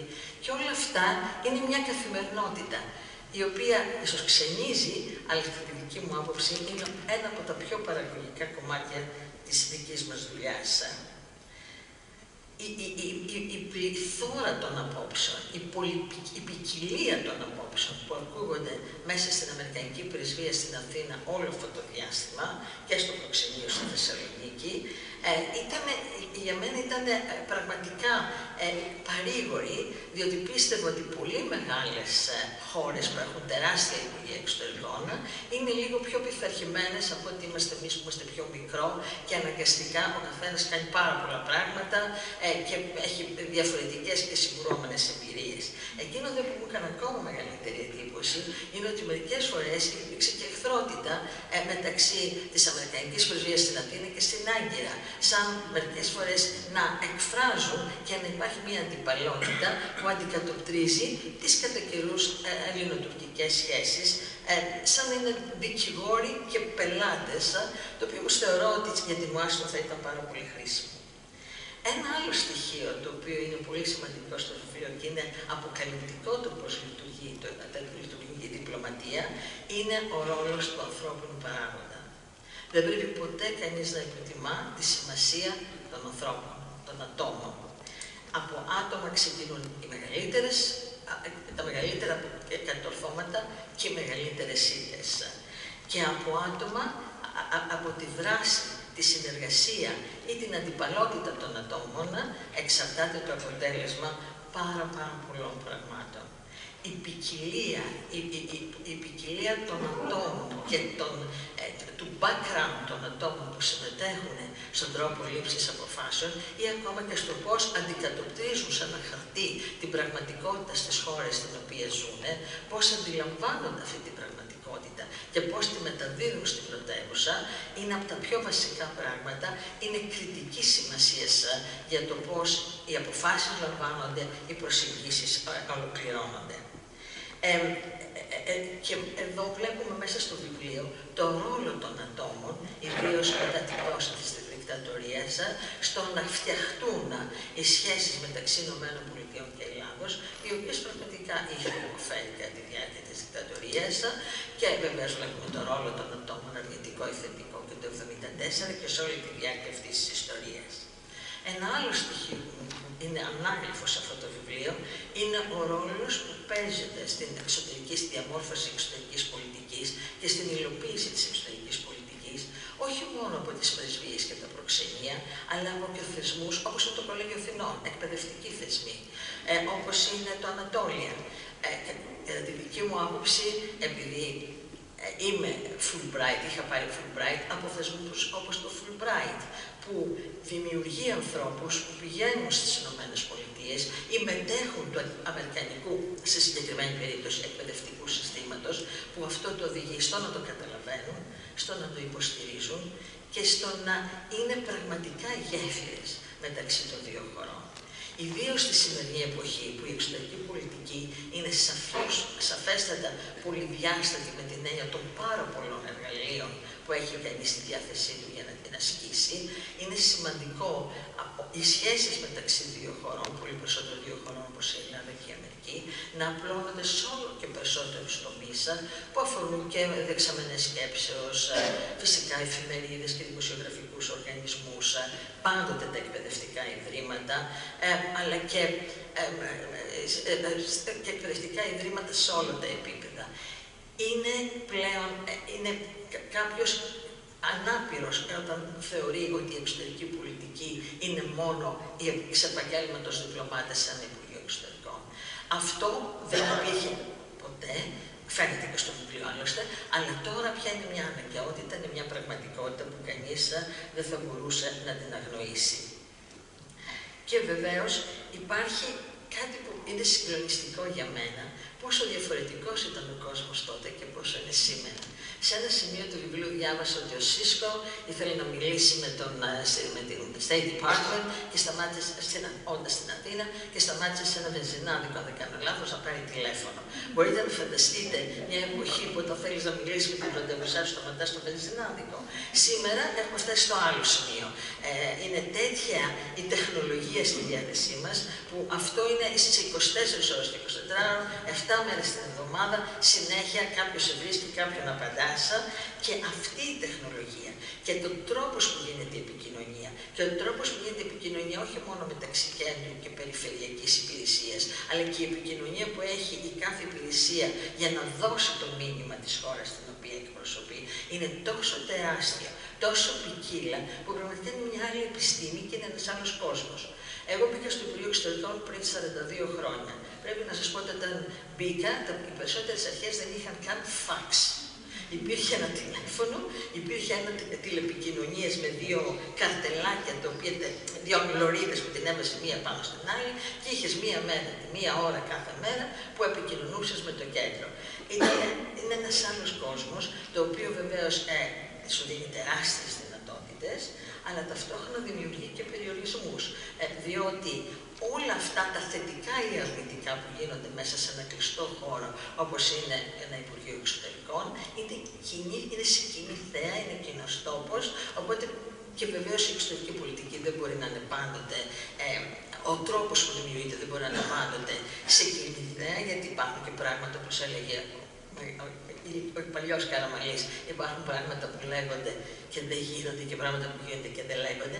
Οπότε η ισορροπία μεταξύ διαφάνειας, πραγματικότητας εσωτερικής και πραγματικότητας του κόσμου στον οποίο ζούμε, δημιουργεί όλο και περισσότερες προκλήσεις. Και υπάρχει και ένα τελευταίο κομμάτι που μου κάνει πολύ μεγάλη εντύπωση. Δεν υπάρχουν γυναίκες στο βιβλίο. Υπάρχουν που δείχνει πόσες αλλαγές έχουν συμβεί στον κόσμο σε όλα αυτά τα χρόνια. Μιλάει μόνο για την Τσουδερού και την Αμαλία Φλέμιγκα. Δύο γυναικείες φυσιογνωμίες, ισχυρές, πολύ αξιόλογες, αλλά ο κόσμος που περιγράφει αυτό το βιβλίο είναι κάτι πολύ διαφορετικό από το σημερινό κόσμο, όπου όλα τα Υπουργεία Εξωτερικών προσπαθούν να είναι πολύ συλλεκτικά, σαφέστατα να έχουν πολλές γυναίκες, σε χώρες που έχουν πιο πολύ συλλεκτικές κοινωνίες, να αντιπροσωπεύονται όλοι, διότι αυτό είναι και η δύναμη. Όλοι πρέπει να είναι μέρος των αποφάσεων, της λήψης αποφάσεων και όλοι να φέρουν τις εμπειρίες τους και τις ιδιαιτερότητές τους. Ακούω αυτό που είπε ο κ. Παπαχελάς και ο κ. Ριζάς για το δεν έχει υπάρχει στο Ελληνικό Υπουργείο Εξωτερικών καταγραφή προσωπικών μαρτυριών. Πρέπει να πω ότι είναι ένα θέμα που πολλές φορές το έχω σκεφτεί, όχι με την έννοια της καταγραφής των προσωπικών προφορικών ιστοριών, αλλά κατά πόσο πρέπει να γράφεις τα απομνημονεύματά σου όταν έχεις τελειώσει την καριέρα σου. Πάντοτε αισθανόμουν ότι αυτά τα οποία ζούμε, και είναι πολλά, είναι μέρος μιας πληροφόρησης που την έχεις λόγω μιας συγκεκριμένου επαγγέλματος. Και η έννοια του απορρίτου είναι πάρα πολύ σημαντική. Όλοι μας γράφουμε τηλεγραφήματα στην κεντρική μας υπηρεσία και φυσικά η κεντρική υπηρεσία απαντά. Εάν μετά από χρόνια ένας ιστορικός θέλει να τα δει, βρίσκονται εκεί. Βέβαια, η προφορική καταγραφή είναι κάτι εντελώς διαφορετικό από αυτό που γράφει σε ένα επίσημο τηλεγράφημα και καταλαβαίνω ότι μπορεί να είναι πάρα πολύ σημαντική, γιατί σου δίνει το περιβάλλον μέσα στο οποίο τα ιστορικά γεγονότα αναπτύσσονται και πράγματα που σαφέστατα δεν αξίζει να γραφούν σε ένα χαρτί, αλλά είναι πάρα πολύ σημαντικά για να καταλάβεις αυτά που είναι σε ένα χαρτί. Δεν ξέρω, και βλέπω το θετικό, βλέπω και τους περιορισμούς. Διότι εισαγενεύτηκα από το βιβλίο, πρέπει να πω. Και κατάλαβα πράγματα πολλά, ακόμα και για τις ελληνοαμερικανικές σχέσεις, τις οποίες μελετάω και έχω εμπειρία 42 χρόνια και 3,5 τελευταίες στην Ουάστον, αλλά και πολύ πιο παλιά. Πραγματικά με βοήθησε το βιβλίο, με βοήθησαν αυτές οι μαρτυρίες. Απ' την άλλη πλευρά δεν ξέρω κατά πόσο μπορείς να ανοίξεις τόσο πολύ την κουρτίνα, χωρίς να διακυβεύσεις ευρύτερα συμφέροντα μιας χώρας. Διότι τα συμφέροντα μιας χώρας είναι διαχρονικά, είναι σταθερά, είναι γεωπολιτικά και κάθε κυβέρνηση, κάθε υπουργός, κάθε διπλωμάτης τα εξυπηρετεί με βάση βεβαίως τη χρονική και ιστορική συγκυρία και τον τρόπο που βλέπει και τον τρόπο που την ερμηνεύει, αλλά στη βάση είναι η ίδια. Και κατά πόσον αυτό το άπλετο φως σε ένα χώρο λίγο μυστηρίο όπως είναι η διπλωματία, δεν ξέρω κατά πόσο μακροπρόθεσμα θα είναι απόλυτα θετικός ή θα δημιουργήσει προβλήματα. Δεν ξέρω. Έχω ερώτημα. Έχω πολλά ερωτήματα, αλλά είναι κάτι το οποίο σας πρέπει να συζητήσουμε. Εκείνο που πάλι που πρέπει να πω σε σχέση με αυτό το βιβλίο είναι ότι για όσους στο ακροατήριο είναι στα πανεπιστήμια, θα ήθελα πάρα πολύ να το διαβάσαν οι φοιτητές του στα τμήματα πολιτικών επιστημών, διότι τα Υπουργεία Εξωτερικών και Διπλωματικές Υπηρεσίες χρειάζονται ικανά άτομα και επειδή κάθε δημόσια υπηρεσία ποτέ δεν πληρώνει καλά, είτε είναι στην Ελλάδα είτε στις ΗΠΑ, σε όλο τον κόσμο, πρέπει αυτό να το αναπληρώσει με κάτι άλλο.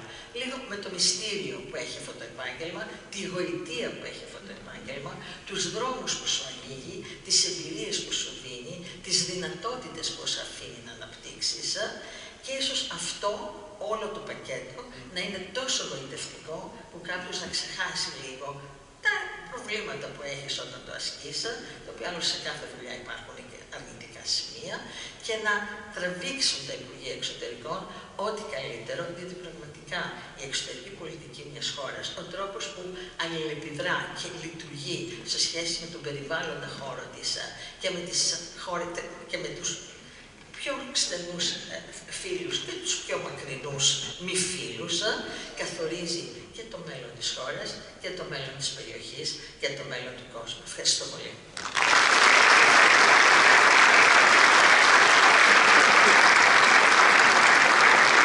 Σας ευχαριστούμε πάρα πολύ, κύριε Παπαδοπούλου, για αυτό το πραγματικά πολύ ενδιαφέρον insight στον διπλωματικό κόσμο και να πω ότι με πολύ μεγάλη δυσκολία καταπιέζω το δημοσιογραφικό μου αίσθητο αυτή τη στιγμή που μου ζητάει να κάνω πολλές παραπάνω ερωτήσεις πάνω σε αυτά που είπατε, αλλά θα αρκεστώ μόνο σε μια πολύ μικρή. Ότι νομίζω ότι στην Ελλάδα γενικά δεν υπάρχει πολιτική κουλτούρα ούτε καν της βιογραφίας, μιας πραγματικά αντικειμενικής λεπτομερούς βιογραφίας. Δεν είμαι σίγουρη κατά πόσο, ακόμα και αν δεν είναι πράγματα απόρριτα, θέλουμε πραγματικά να βλέπουμε την αλήθεια των πραγμάτων και ας έχουν περάσει χρόνια. Αλλά όταν έχει να κάνει με την πολιτική και την εξωτερική πολιτική, έλεγε ο κ. Τζάκσον πριν ξεκινήσουμε ότι μίλησε σε ανθρώπους 45 χρόνια μετά τη θητεία τους που τότε άρχισαν να μιλάνε έτρεχη γλώσσα τους, ενώ πριν από δεκαετίες δεν θα έλεγαν τίποτα. Αν έχουν περάσει χρόνια, αρκετά χρόνια από τη θητεία κάποιου, εκεί δεν υπάρχει αξία της άρσης του απορρίτου, δεν είναι στο δημόσιο συμφέρον. Δεν λέω ότι δεν υπάρχει και δεν λέω ότι δεν είναι σωστό. Απλώς μερικές φορές όταν μιλάς ιδίως προφορικά φέρνεις και τα προσωπικά σου βιώματα, τα οποία είναι μέρος του πακέτου, γι' αυτό μιλάς, για να πεις τα προσωπικά σου βιώματα. Αλλά δεν ξέρω, είναι ένα από τα ερωτήματα τα οποία έχω στο μυαλό μου. Θυμάμαι τον πρέσβη τον Βημόντο, ο οποίος ήταν ένας πιο φημισμένος Γάλλος πρέσβης, που μετά έγινε και γενικός γραμματέας της Υπηρεσίας Εξωτερικής Δράσης της Ευρωπαϊκής Ένωσης, ο οποίος ήταν και γιος πρέσβη Γάλλου, δηλαδή ένας άνθρωπος που για μένα είναι ίσως από τους πιο μεγάλους που έχω γνωρίσει στον χώρο μας, ο οποίος έλεγε ότι εγώ ποτέ δεν πρόκειται να γράψω και να πω τίποτα, διότι αυτό είναι privileged information, ό,τι ήταν να πω το έχω πει και δεν πρόκειται να το πω. Και το ανέλυε πάρα πολύ. Καταλαβαίνω. Από την άλλη πλευρά, διαβάζοντας αυτό το βιβλίο, πρέπει να εγγενεύτηκα. Δηλαδή, θεώρησα ότι ναι, έχει μια προστιθέμενη αξία. Πολύ σημαντική. Πέρα από τα τηλεγραφία που θα διαβάσει κάποια στιγμή κάποιος, εγώ ήμουν, σας πω, πιο 5,5 χρόνια επί εποχής του Εύσκη, Βουκουρεστίου κλπ. Είναι όλα γραμμένα ότι γινόταν. Αλλά υπάρχει κάτι που πολλές φορές δεν νομίζω ότι το έχω αποδώσει σε χαρτί. Ότι ανεξάρτητα από την πολιτική της Βόρειας Μακεδονίας, από τα προβλήματα, δεν ένιωσα μία στιγμή εχθρότητα από τον καθημερινό άνθρωπο, στα Σκόπια, στο μοναστήρι, στο τελευταίο χωριό. Όπου πήγαινα, επειδή με αναγνωρίζανε ένα μικρό στό, είχε μόνο μια θερμή αντιμετώπιση. Αυτό δεν μπορεί να το γράψει σε ένα τηλεγράφημα. Αλλά είναι τόσο σημαντικό να καταλάβεις ότι ανεξαρτήτως των πολιτικών προβλημάτων ή των όποιων προβλημάτων, υπάρχει μία σχέση που είναι τα διαπερνά και τα ξεπερνά. Και αυτό ίσως αξίζει να καταγραφεί. Πραγματικά πιστεύω ότι αξίζει να καταγραφεί. Δεν ξέρω αν βρίσκεται η ισορροπία, είναι ένα από τα ερωτήματα που έχω και εγώ για τον εαυτό μου. Σας ευχαριστούμε πάρα πολύ και πάλι. Και τώρα περνάμε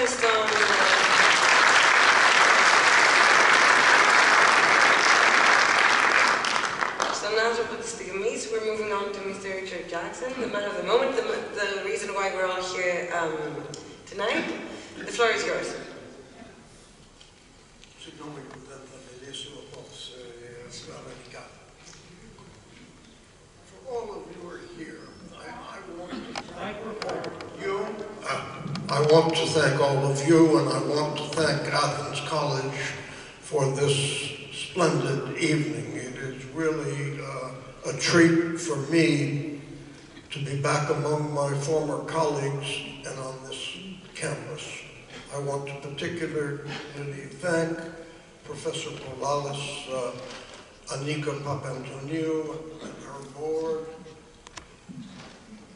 this distinguished panel, Eva Karaitidi and her team at Estia, the communications team, the theater, the school directors, the faculty, the students, and particularly Alexandra Ivanioti for all of the work that she has put into this ambitious project that made all the difference.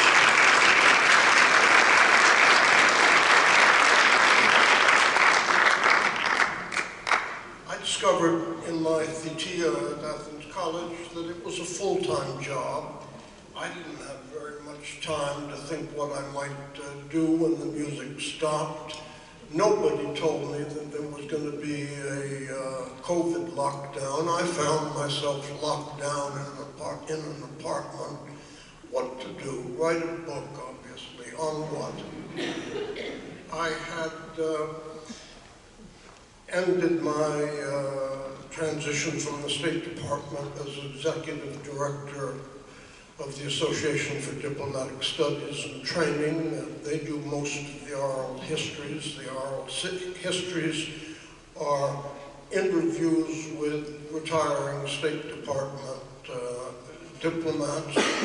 They are uncensored, but they are entrusted not to include any classified material.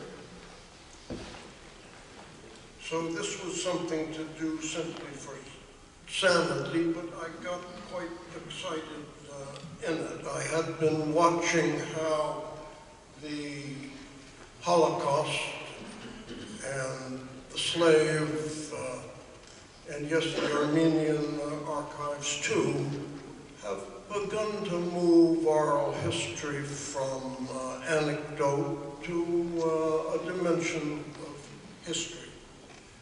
My purpose was not, like Alexis, in full-blown research in his two incredible books, but rather to browse through these past 80 years and think about the personalities and what their occupations and obsessions were going through it. I wasn't aiming at just academics and academics particularly, or diplomats. And I wanted to reach a wider audience. I hoped that a book like this, number one, would attract particular interest in Greece, in what's going on in the U.S. government, and particularly in the U.S. Embassy here. That's always paramount. So I hoped it might also inspire a new generation of Greek and American diplomats and reach a wider public. I received a letter from one of my early readers, and he thanked me for two amazing things. He wrote to thank me for, he said for him, Richard Welch, the assassinated station chief of CIA on December 23, 1975, he was a straw man, a paper man to this reader. He'd only seen his face in the obituaries and read a little bit, and he said that I had somehow humanized him. And that I couldn't have imagined, and filled me with such joy. I was much younger than he was, but he was an amazing man. He was a Harvard classics student, ancient Greek scholar, to 50 years later have anything to do with making that beautiful man more human bowled me over. His other thank you was that he had always, he said, regarded the U.S. Embassy in Athens as a monolith, as all-seeing, all-knowing, all conspiring in some way against Greece, and that reading through these diverse pages, he said he saw it for the first time multi-dimensionally and with real arguments and debates going on. And I was very happy with those two ways. The book itself divides into 6 sections: World War II, Civil War, Reconstruction, and Reconstruction, Junta, Return to Normality, Junta, Greece, Turkey, Cyprus, November 17, and 21st century. For me, the most creative of those was the Reconstruction. Hundreds of Americans flooded into Greece, ambassadors and ECA heads acted like viceroys, but yet in roughly a decade, they helped to put a prostrate Greece back on its feet with a stable drachma, PPC, infrastructure, revised civil service, military, and the military legacy, as well as free trade unions. The United States, of course, put its finger on the scales in the Civil War. Greece came out of it where it belonged in Western Europe and the Western world, but it left, of course, too, it seems to me, a partisan legacy among winners and losers, and a residue of anti-Americanism that comes out still sometimes in times of tension. Jim Warren was a young man, 24 years old, who was assigned to ECA and came in charge of Greek imports, a staggering job for a 24-year-old.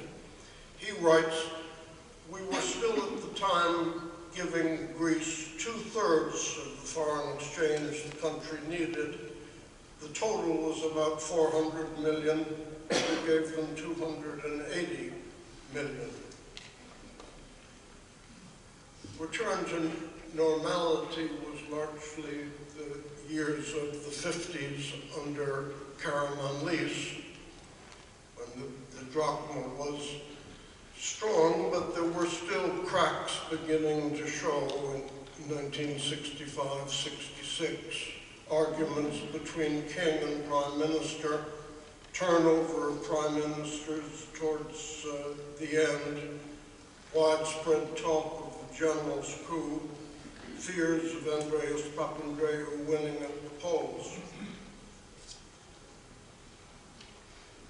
The segments on the junta and on Greece, Turkey, Cyprus illustrate to me, as a personal view, ineptitude on both the U.S. and Greek parts. And I'll focus only briefly on the U.S. part.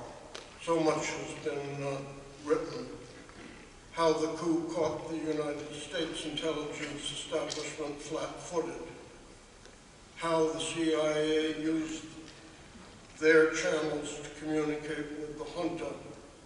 Six Fleet's home parting in Piraeus. Utter confusion and difference of opinion within the U.S. Embassy. These and more are included in the book, in the words of the diplomats that were here then.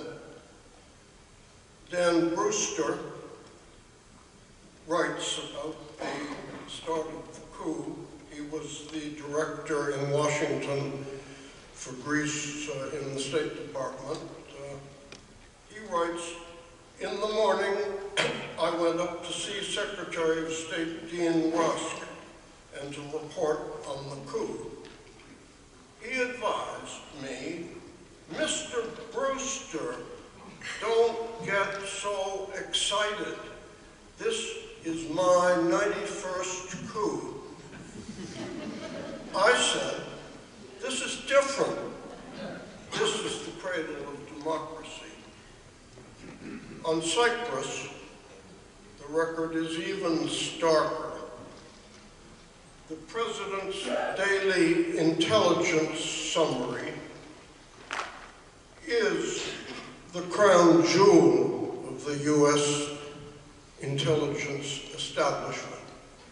And in it, on July 15, 1954, Richard Nixon would have woken up and read a cable from Athens. And that read, General Ioannidis has assured us that Greece will not be involved in any clandestine activity to overthrow Archbishop Macarius. And on the next page, there was a cable from Embassy Nicosia, and it read, fighting has started, the palace is on fire, and the whereabouts of Macarius are unknown. Talk about intelligence failures. Furthermore, a young Greek historian, Spiros Katsoulas, was going through the oral history archives in Turkey among Americans at the time I was going through the Greek ones, and he found in them, unlike as reported in the press, that Richard Nixon had sent a strong opposing letter about an invasion, calling for restraint. And when the ambassador to Turkey, Bill Macomber, took that letter in to Prime Minister Ecevit, along with another envoy from Washington, Kissinger called at just that moment, and they put him on speakerphone, and there was a very cordial conversation between professor and pupil, in which apparently there was no discussion of invasion. And so Ambassador Macomber decided simply to put the letter in his pocket and not deliver it. And he reported that to Washington, and he got no response or protest. I think we can only conclude from this that the United States from May 1974 until the resignation of Nixon was completely dysfunctional. Nixon himself was largely in the Western White House in California. Kissinger was often there with him. Kissinger, for his part, looked at the way things were, decided that there was unlikely to be a successful negotiation and blockage of a further invasion, and he didn't want any part of it, so he sent Joe Cisco, and Joe failed, as Kissinger predicted. Furthermore, Nixon chose just this moment to put forward his own pet project, and that was called GLOB, Global Outlook and Programming. And what he meant by that was that our diplomats were narrow. They didn't see the big picture. They had been studying difficult languages, Arabic, Chinese, yes, Greek too. And they had spent many years in their areas of expertise. So he decided that they were not at a level to see worldwide events. They were not at a level, certainly, to speak with him. And they were distributed around the world. Many of the Near Eastern Euro people, and I knew some of them, simply quit, and they quadrupled their salaries at oil companies. Others found them in Latin America, but the consequence, of course, of that on Greece, Turkey, Cyprus, was that the old hands that knew them, knew their culture, knew how they worked, were no longer there. They were in the hands of newcomers from London, Paris, Germany. It was a question in reacting to Cyprus of hesitation, temerity, and unwillingness to take initiatives. There were very few who stood up to Kissinger. One of them was Tom Boyad, the country director in Washington for Cyprus. Tom summarized, "We had alienated all three parties, the Greeks, the Turks, and the Cypriots. We had caused severe death and destruction on the island." Kissinger said, "You are relieved of your job as director of Cyprus affairs, and I just went home." Overlaying this period in usually hospitable, welcoming Greece for 27 years, from 1975 to 2002, was the specter of November 17 and terrorism, killing 23, 15 Greeks, 5 Americans, 2 Turks, and a British. Brady Kiesling has done a comprehensive book on this that I recommend. There were some 800 American vehicles destroyed at that time. Car bombings were common. Friends were lost. There was immense frustration within the U.S. Embassy and government with the delay in rolling up November 7th until Minister of Interior Chrysochoidis, through brilliant police work and pure luck, did the job.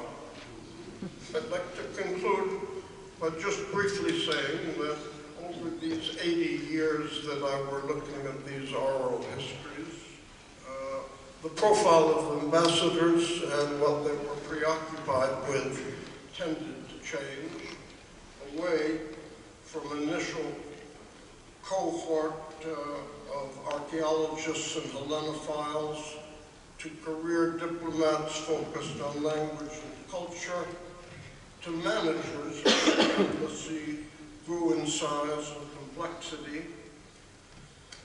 and increasingly to diversity, including entrepreneurs and business people.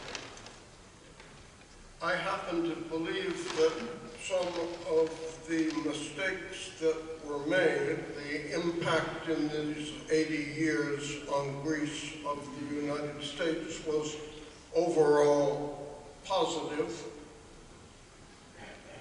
And I think that today, with Greece on its own 2 feet and so active in the European Union and NATO, that our countries are free to conduct a strategic dialogue today in which they pick win-win projects for the 2 countries. Projects like military support, trade, investment, education, technology. We are in a period worldwide of upheaval, but let's hope that in our bilateral relationship, the best is, as the ambassador said, yet to come. Thank you very much.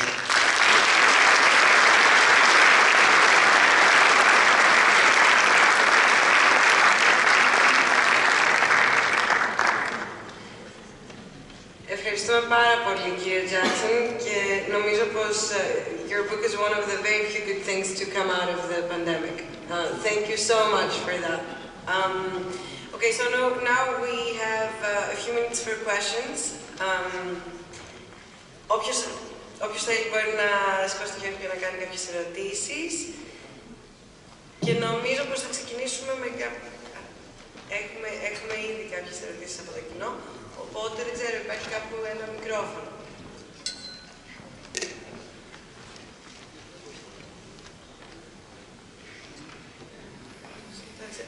Έχουμε μία ερώτηση από τον κύριο εκεί. Αν θέλετε να μας πείτε και το όνομά σας και για ποιον είναι η ερώτηση. Γεια σας, Σωτήρη, κύριο Jackson. Should I speak in English? If the question is to Mr. Jackson, sure. It's about November 17th you just mentioned. Obviously it was a major thorn in the side for the US-Greek relations.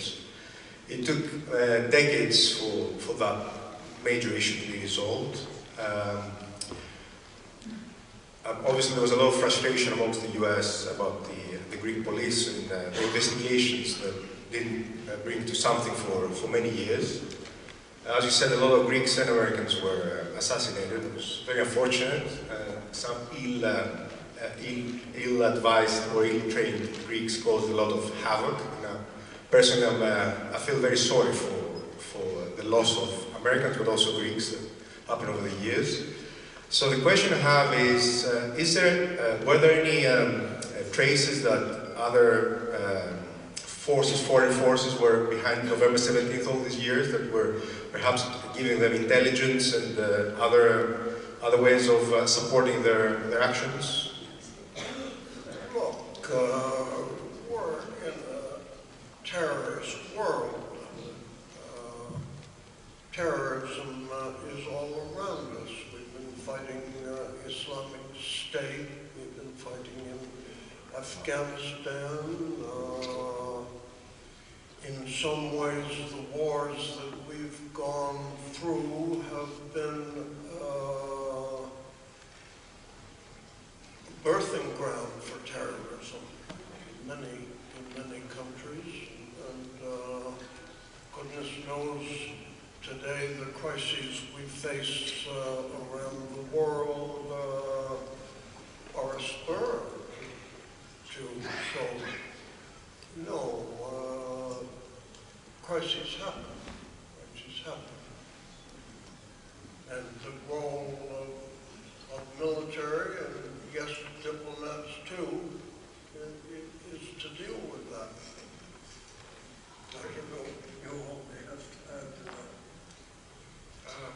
Yeah, I mean, το μόνο άλλο που θα έλεγα είναι ότι αυτό που απεδείχθη στη διαδικασία είναι ότι η μητρική οργάνωση της 17 Νοεμβρίου, που ήταν ο ΕΛΑ, που ήταν η ΟΠΡΕΛΑ, είχε σχέση με πολλές μεσανατολίτικες οργανώσεις. Ένας από τους λόγους πια στη 17 Νοεμβρίου είναι διότι υπήρξαν κάποιες επαφές για εμπόριο όπλων και το καθεξής, οι οποίες εντοπίστηκαν κυρίως από τους Αμερικανούς και τους Βρετανούς, και αυτό είναι ένας από τους λόγους που οδηγηθήκαμε στην εξάρτηση της 17 Νοεμβρίου.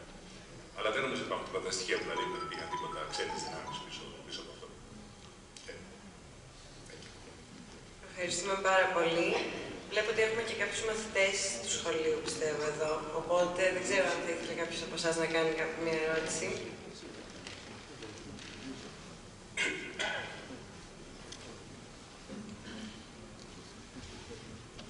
Αν θέλεις, πες μας και το όνομά σου πρώτα και σε ποιον απευθύνεται η ερώτηση.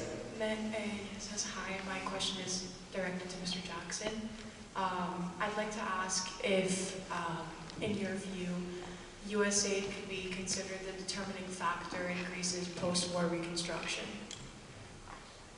I cannot really hear you. I'm sorry, I'll repeat my question louder. Yes, I'd like to ask if, in your view, U.S. aid could be considered the determining factor in Greece's post-war reconstruction. Can you still not hear me, or? If the U.S. aid was critical in Greek reconstruction after the war, how critical was it? Well, I think that the Truman Plan, 400 million roughly, and the Marshall Plan to follow it were critical, particularly for Greece, the Truman Plan. And as I mentioned in my remarks, I think the United States, through its military aid, particularly put a finger on the scales in the Civil War and shaped Greece going forward. Thank you.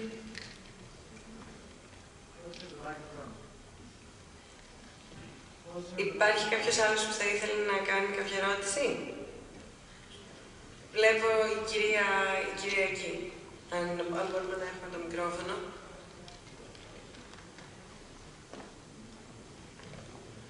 Ευχαριστώ. Hello, my name is Christina Ivanitou. My question is to Mr. Jackson. My question is about the cover photo. Is there a reason? Λίγο πιο δυνατά, αν μπορείτε. My question is about the cover photo. Is there a reason you selected that photo? And Mr. Jackson, yes, my question is about the cover photo. It's about the photo, the cover photo of the book. The photo. The photo. Yes. Is there a reason you selected those two? And if there is a history behind that photo? Why did you select this?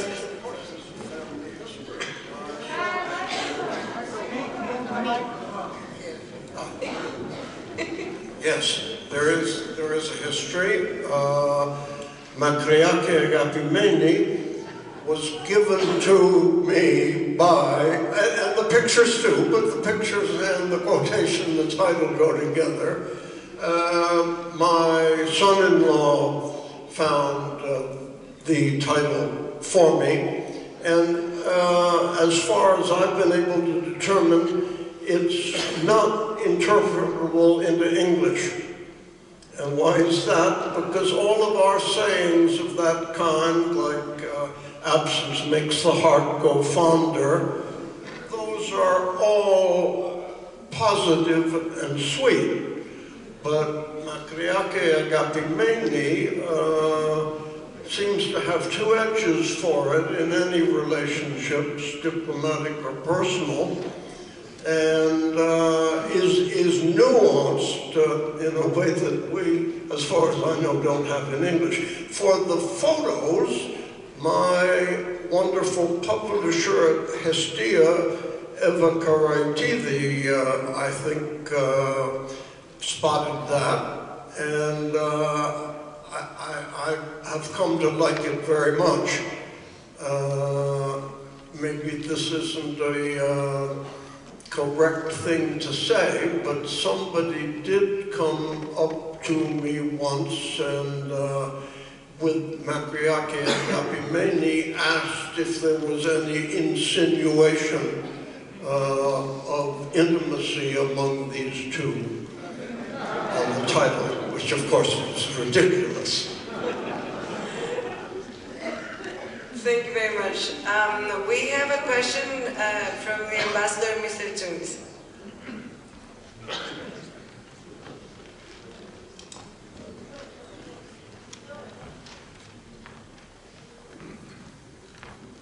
Επιτρέπετε, δεν είναι ερώτηση. I have two documents in my desk. One is a copy of the speech that President Truman gave to Congress. And the gist of it is we cannot allow Greece to fall into the Soviet orbit, the founding nation of democracy to fall into the Soviet orbit. I also have George Marshall's commencement address to Harvard that spoke about the Marshall Plan. Now, I've spoken about this. I don't know if I would be alive today if it wasn't for the Marshall Plan. I want to talk to you about what Greece was like after the war. The United States lost 530,000 people in a country of 142 million, maybe about a quarter of 1%. Greece lost 700,000 citizens in a country of 7 million. Και από πείνα. 70% of its agricultural capacity decimated. 80% of its industrial capacity devastated. The United States stepped in to reconstruct Europe $13.4 billion between 1947 and 1953, of which Greece received 2.2 billion of the 13.4 billion, about 16%. And additionally, 6.5 million tons of food. Η πρώτη φορά είδαν τυρί that was rectangular and yellow. Οι Ρώσοι ήρθαν με όπλα να καταστρέψουν την πρώτη χώρα της δημοκρατίας και να την κάνει μια Αλβανία με δαστάση. Και η Αμερική ήρθε με χρήματα και φαγητό να βοηθήσει το κράτος. Και πρέπει να το θυμάμαι αυτό. We are not perfect. In my country, maybe 150 years ago, there was slavery. 100 years ago, women couldn't vote. 50 years ago, there was Dred Scott laws, and they were lynching people. A woman 50 years ago could not have a credit card in her own name. The United States is not perfect, but every day we try to be better. We try to be better. I hope what I demonstrate, όχι μόνο με λόγια, όμως σε έργα. Diplomacy, in my opinion, is όταν θα καθίσεις με κάποιον ένα μέτρο και να πεις έχουμε ένα πρόβλημα και θέλω να το λύσω μαζί και μόνο μαζί αυτό θα γίνεται και να το κάνω με συνεγρία και σεβασμό. Σε παρακαλώ, τι είναι τη νόμη σου, να το λύσω μαζί. And that should be the type of diplomacy, one of principle and respect, that I think would be more effective than what traditionally has been done in what they call Kissinger-esque realpolitik. So I hope you find that that is the ethos that we are trying to bring forward in this relationship. So I'm sorry it wasn't a question, but you know, the Marshall Plan was sort of important to my family and myself. A lot of people ήξεραν πείνα αυτές τις ημέρες. So, you know, I just think it's important that we remind ourselves that the relationship has not been perfect. But as Mr. Jackson said, and I agree with him, overwhelmingly, it was good. Now going forward, because I was not born yet when some of the things in this book were written about. The future of Greece is in its relationships with the EU, NATO, and the United States. That is my opinion. No one has ever benefited long-term with being with Russia. Greece is not only Western, that the values and the principles that are transatlantic and Western were invented in Greece. Therefore, Greece will not follow.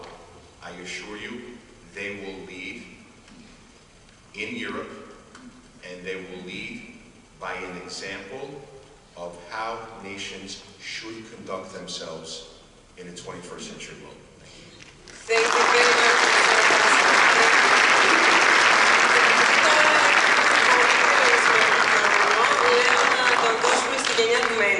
Οπότε μαθαίνω ότι οι μαθητές έχουν ερωτήσεις και για τους άλλους τρεις ομιλητές του πάνελ, πέρα του κυρίου Jackson, οπότε να περάσουμε σε αυτές. Ευχαριστούμε πολύ. Hello, my name is Christos Kailas, and my question is for Mr. Jackson. Δεν πειράζει, επόμενο.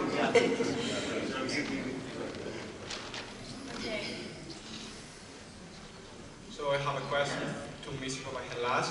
Some testimonies in Mr. Jackson's book suggest that the CIA knew about the April 21, 1967 coup. Are you aware of other political solutions discussed in Washington for Greece?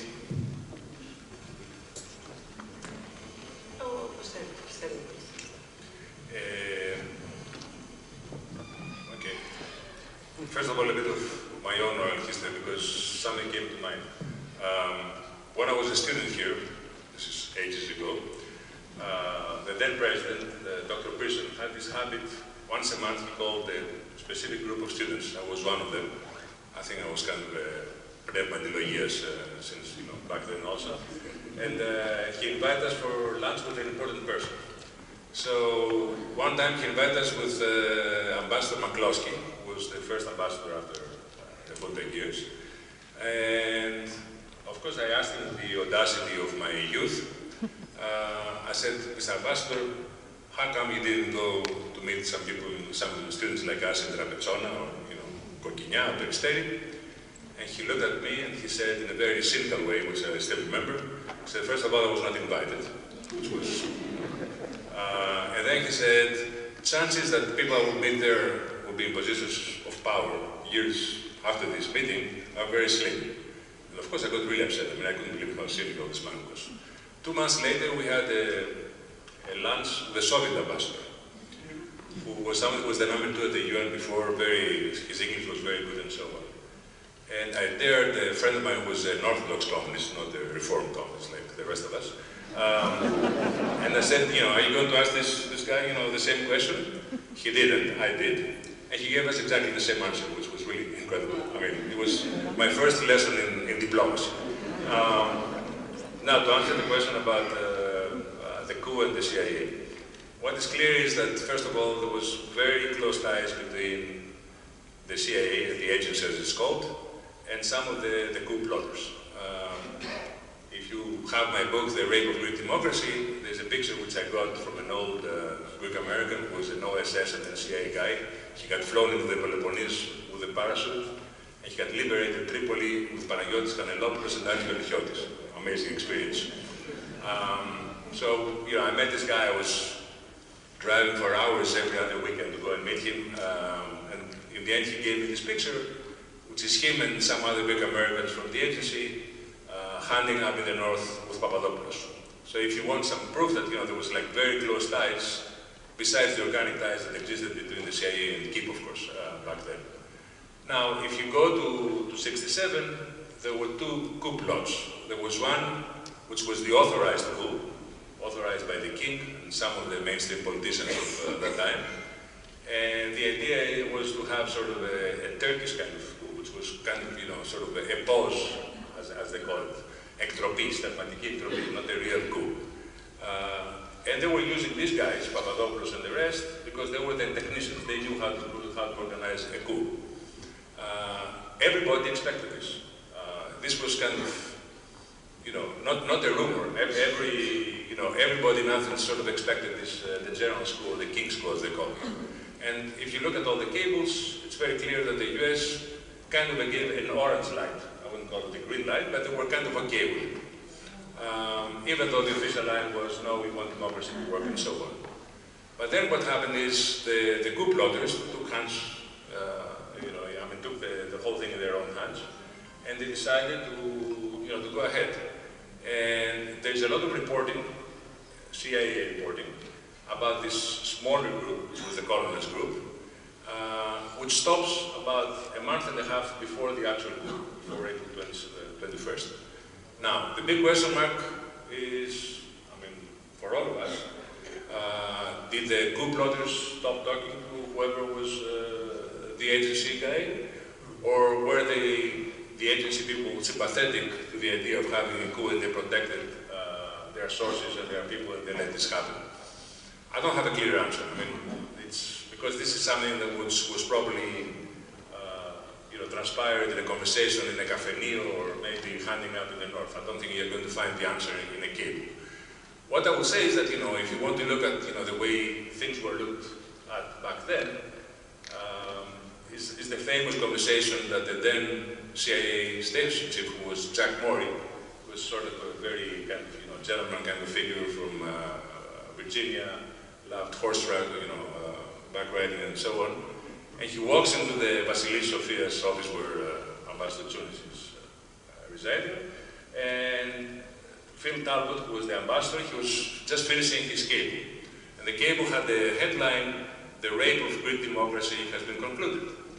So Mori comes in, and he was wearing actually his World War II Marine uniform in order to go through the roadblocks because the Greek military wouldn't let him come.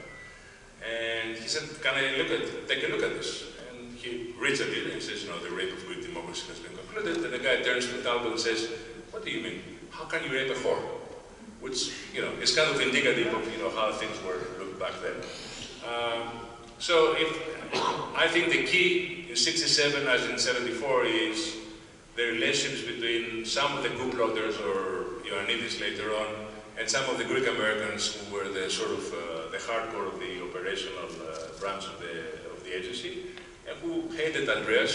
They really didn't want to see Andreas come into power. They were very anti-communist and they were very, very close and very friendly with some of these characters. Thank you so much, Mr. Papahellas. Υπάρχουν και άλλες ερωτήσεις, νομίζω, και για τους άλλους δύο ομιλητές. I have a question for Ms. Papαδopoulo. Do you consider diplomacy to be a means of approaching peoples of the world?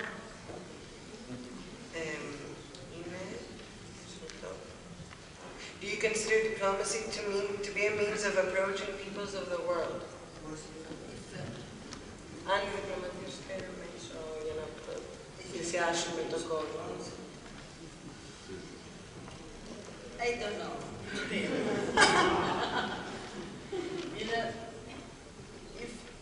I'll try to understand what you mean.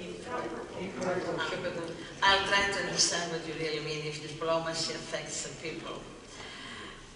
The everyday people, they don't pay too much attention, and they don't need to pay too much attention, because it doesn't affect the way you live your life. But in the long run, it affects all the decisions that are going to affect the way you live your life. Diplomacy is a very peculiar thing. It's the way you approach people, and it's the way you deal with them. all of us are different, and all of us have different views, backgrounds, and the way we approach issues and lives. But in the end, if you look deep down, we all have one thing in common, is that we all try to defend our interests. How you view this interest is something for debate, but deep down, diplomacy is cynical, diplomacy is transactional, diplomacy is not for very soft people. Of course, it's covered. It's covered with beautiful words, with principles about love, about cooperation. But even cooperation is a form to promote your interests. Nobody's cooperating against his own interests. So if you want to really do your work in a very productive way, you have to understand what motivates other people, what motivates you, and try to find a common ground. Starting from your own interests, you have to take their interests into account and just find a way to combine the interests of both. This, in some ways, is the way we live our lives. We don't appreciate that. We don't speak about that. Each one of us thinks that he's absolutely right, he's doing the best thing, and a lot of times we believe in that. But if we look and search down in our hearts, do we really do that? Each one of us tries to promote what we think is best for us. And if you're clever enough, you don't do it in your face, you do it with the other's face. So it's the same thing with diplomacy. So in some way, it reflects human nature. And human nature is exactly this. It's not about words. Of course, you use words, but it's not about words. It's about survival. So deep down, yes, diplomacy, you don't pay attention to that. It's not your everyday cake, piece of cake, but it reflects who you are, what you are, and how we view our lives, and how we live our lives. And I like your example about the cynical approach, but I have a better example of cynical approach. When I was very, very young diplomat, the Ministry of Foreign Affairs used to send us to the United Nations during the General Assembly for 1 or 2 months. So I went there as a young diplomat, and they told me, okay, you're going to follow the disarmament of the first committee, disarmament. And there was an ambassador who was the head, an expert, and I was just supposed to help them.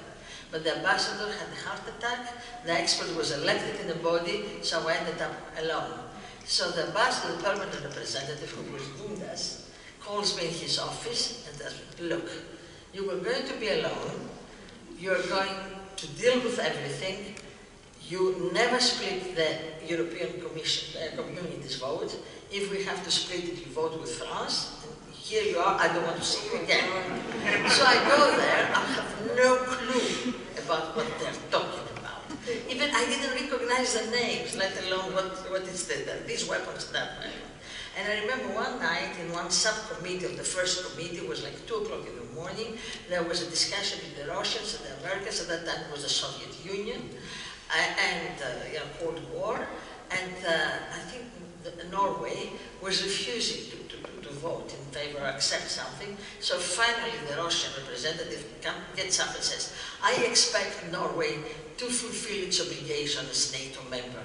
And there goes all the dreams I had and the illusions I had that, okay, you're independent, you really can follow your heart's desire, and maybe you can balance the 2 superpowers. No, you cannot balance it. Of course, the world is completely different now, but it's equally cynical, equally transactional, equally subjective. You know, each one approaches from his own point of view, and then equally fascinating because you have to find a way to survive. And if you are a big country like the United States, you have to balance a lot of interests, but still you're always heard. But when you come from a representative of a small country like Greece, you have to find a way to be relevant. You have to find a way that somebody listens to you. And nobody listens to you because you're beautiful. Nobody listens to you because you come from a country with big history. Nobody listens to you because you have the right point of view and the right attitude. People will listen to you when you are relevant and you have something to offer. So this is life, isn't it? Yeah.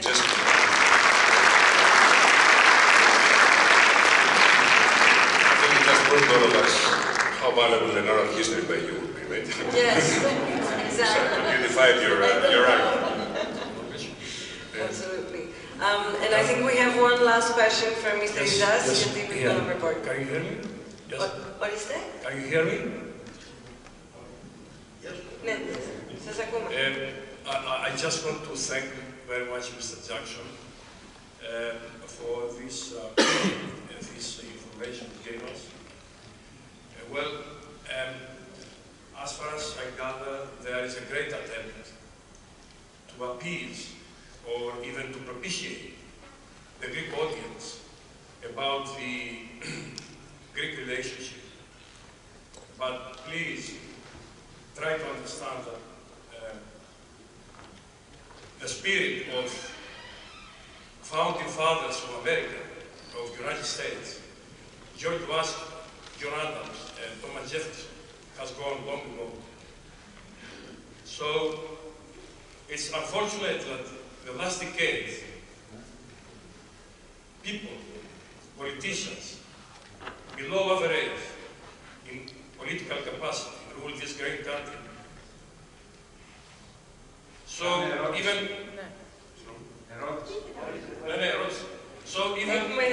yeah. Why don't we? What's your problem?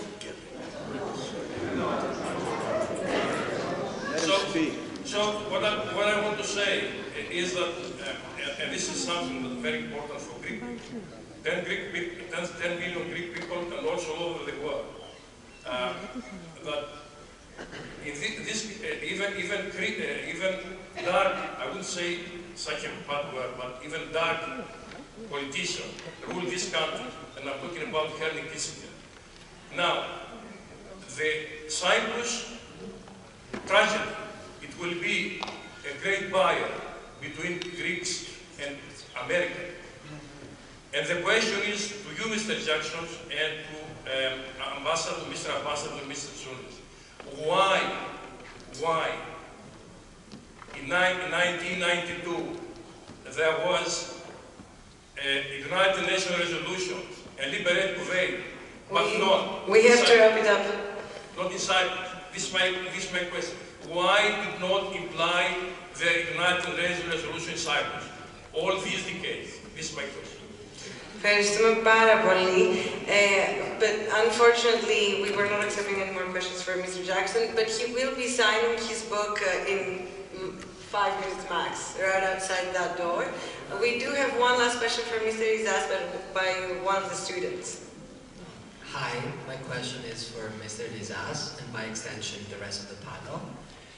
What do you think was the driving force behind the shift of the mainstream political opinion in Greece towards the left of the spectrum in the 1960s? Okay, thanks. I think 3 points explain this, let's shift to the left in the 1960s. The first concerned politics. It's a legacy of the Civil War. There is a perception of political exclusion. It is not only a perception, it is also a reality. There are restrictive practices which emanate from the conduct of the Greek Civil War. However, if these practices were acceptable during the 50s, in the early 60s, these practices are not acceptable anymore. There is an ideological division between nationally minded and leftists or communists, which is valid, I think, till the early part of the 1950s. Afterwards, this division covers also other elements, democratic, more progressive of the center-left, even centrist liberals. That makes for a poisonous political atmosphere. And moreover,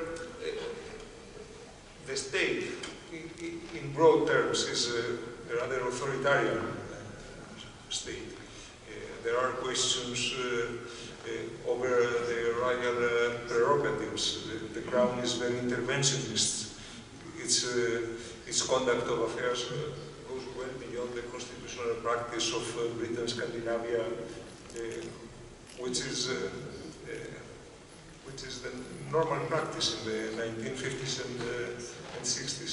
And finally, I think there is a demand that the game should be played evenly. There is a demand that alternance to power would be permitted, that elections would be conducted fairly. There is an economic aspect as well. Greece underwent a process of modernization and growth within a decade from 1953 to 1963. I think the country progressed a lot from almost absolute poverty. I think was a mid-income country by European standards, but of course this brings to the fore the issue of expectations. People expect that having to welfare, public services, there is a demand to cover the gap between the countryside and the urban centers that seems to secure more than their fair share of growth. And finally, I think it's a foreign policy issue that it is, however, critical. It's the Cyprus question, which resurfaces in 1963, 1964. The United States was very active in this context.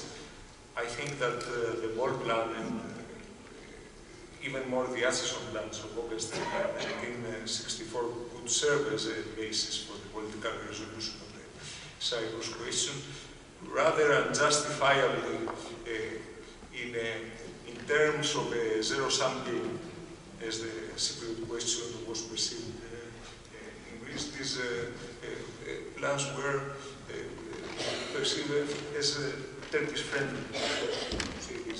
They provided for a covered partition of the island, and it seems that this American policy enhanced Andreas Papandreou's political message, which advocated for the need of a more independent foreign policy, more independent from the United States. Ευχαριστούμε πάρα πολύ. Σας ευχαριστούμε πάρα πολύ που ήσασταν σήμερα μαζί μας για τις περισσότερες συναντήσεις. Μπορείτε να αγοράσετε το βιβλίο του κυρίου Τζάξον και βιβλίο του κυρίου Παπαχελά και του κυρίου Ριζά από την Εστία, εκτός από εδώ έξω. Ευχαριστούμε πολύ και το Κολλέγιο Αθηνών και όλους τους ομιλητές. Ένα ακόμα χειροκρότημα για όλους. Και έχουμε μία μικρή δεξίωση πηγαίνοντας έξω, ένα πυράκι και κρασί. Και επίσης, εγώ θα ήθελα να τελειώσω με μια θετική νότα. Αν πάρουμε ότι η παιδεία είναι διπλώμαση, είμαι σίγουρος ότι οι δραστές μας από την Αμερική, όταν ξεκινήσανε το 1926, δεν σκεφτόντουσαν, κυρία Παπαδοπούλου, για κάποιοι in return, το κάνανε με την καλή τους καρδιά να βοηθήσουν την Ελλάδα στο θέμα της παιδείας. Και αυτό είναι το κολέγιο. Σας ευχαριστώ πάρα πολύ.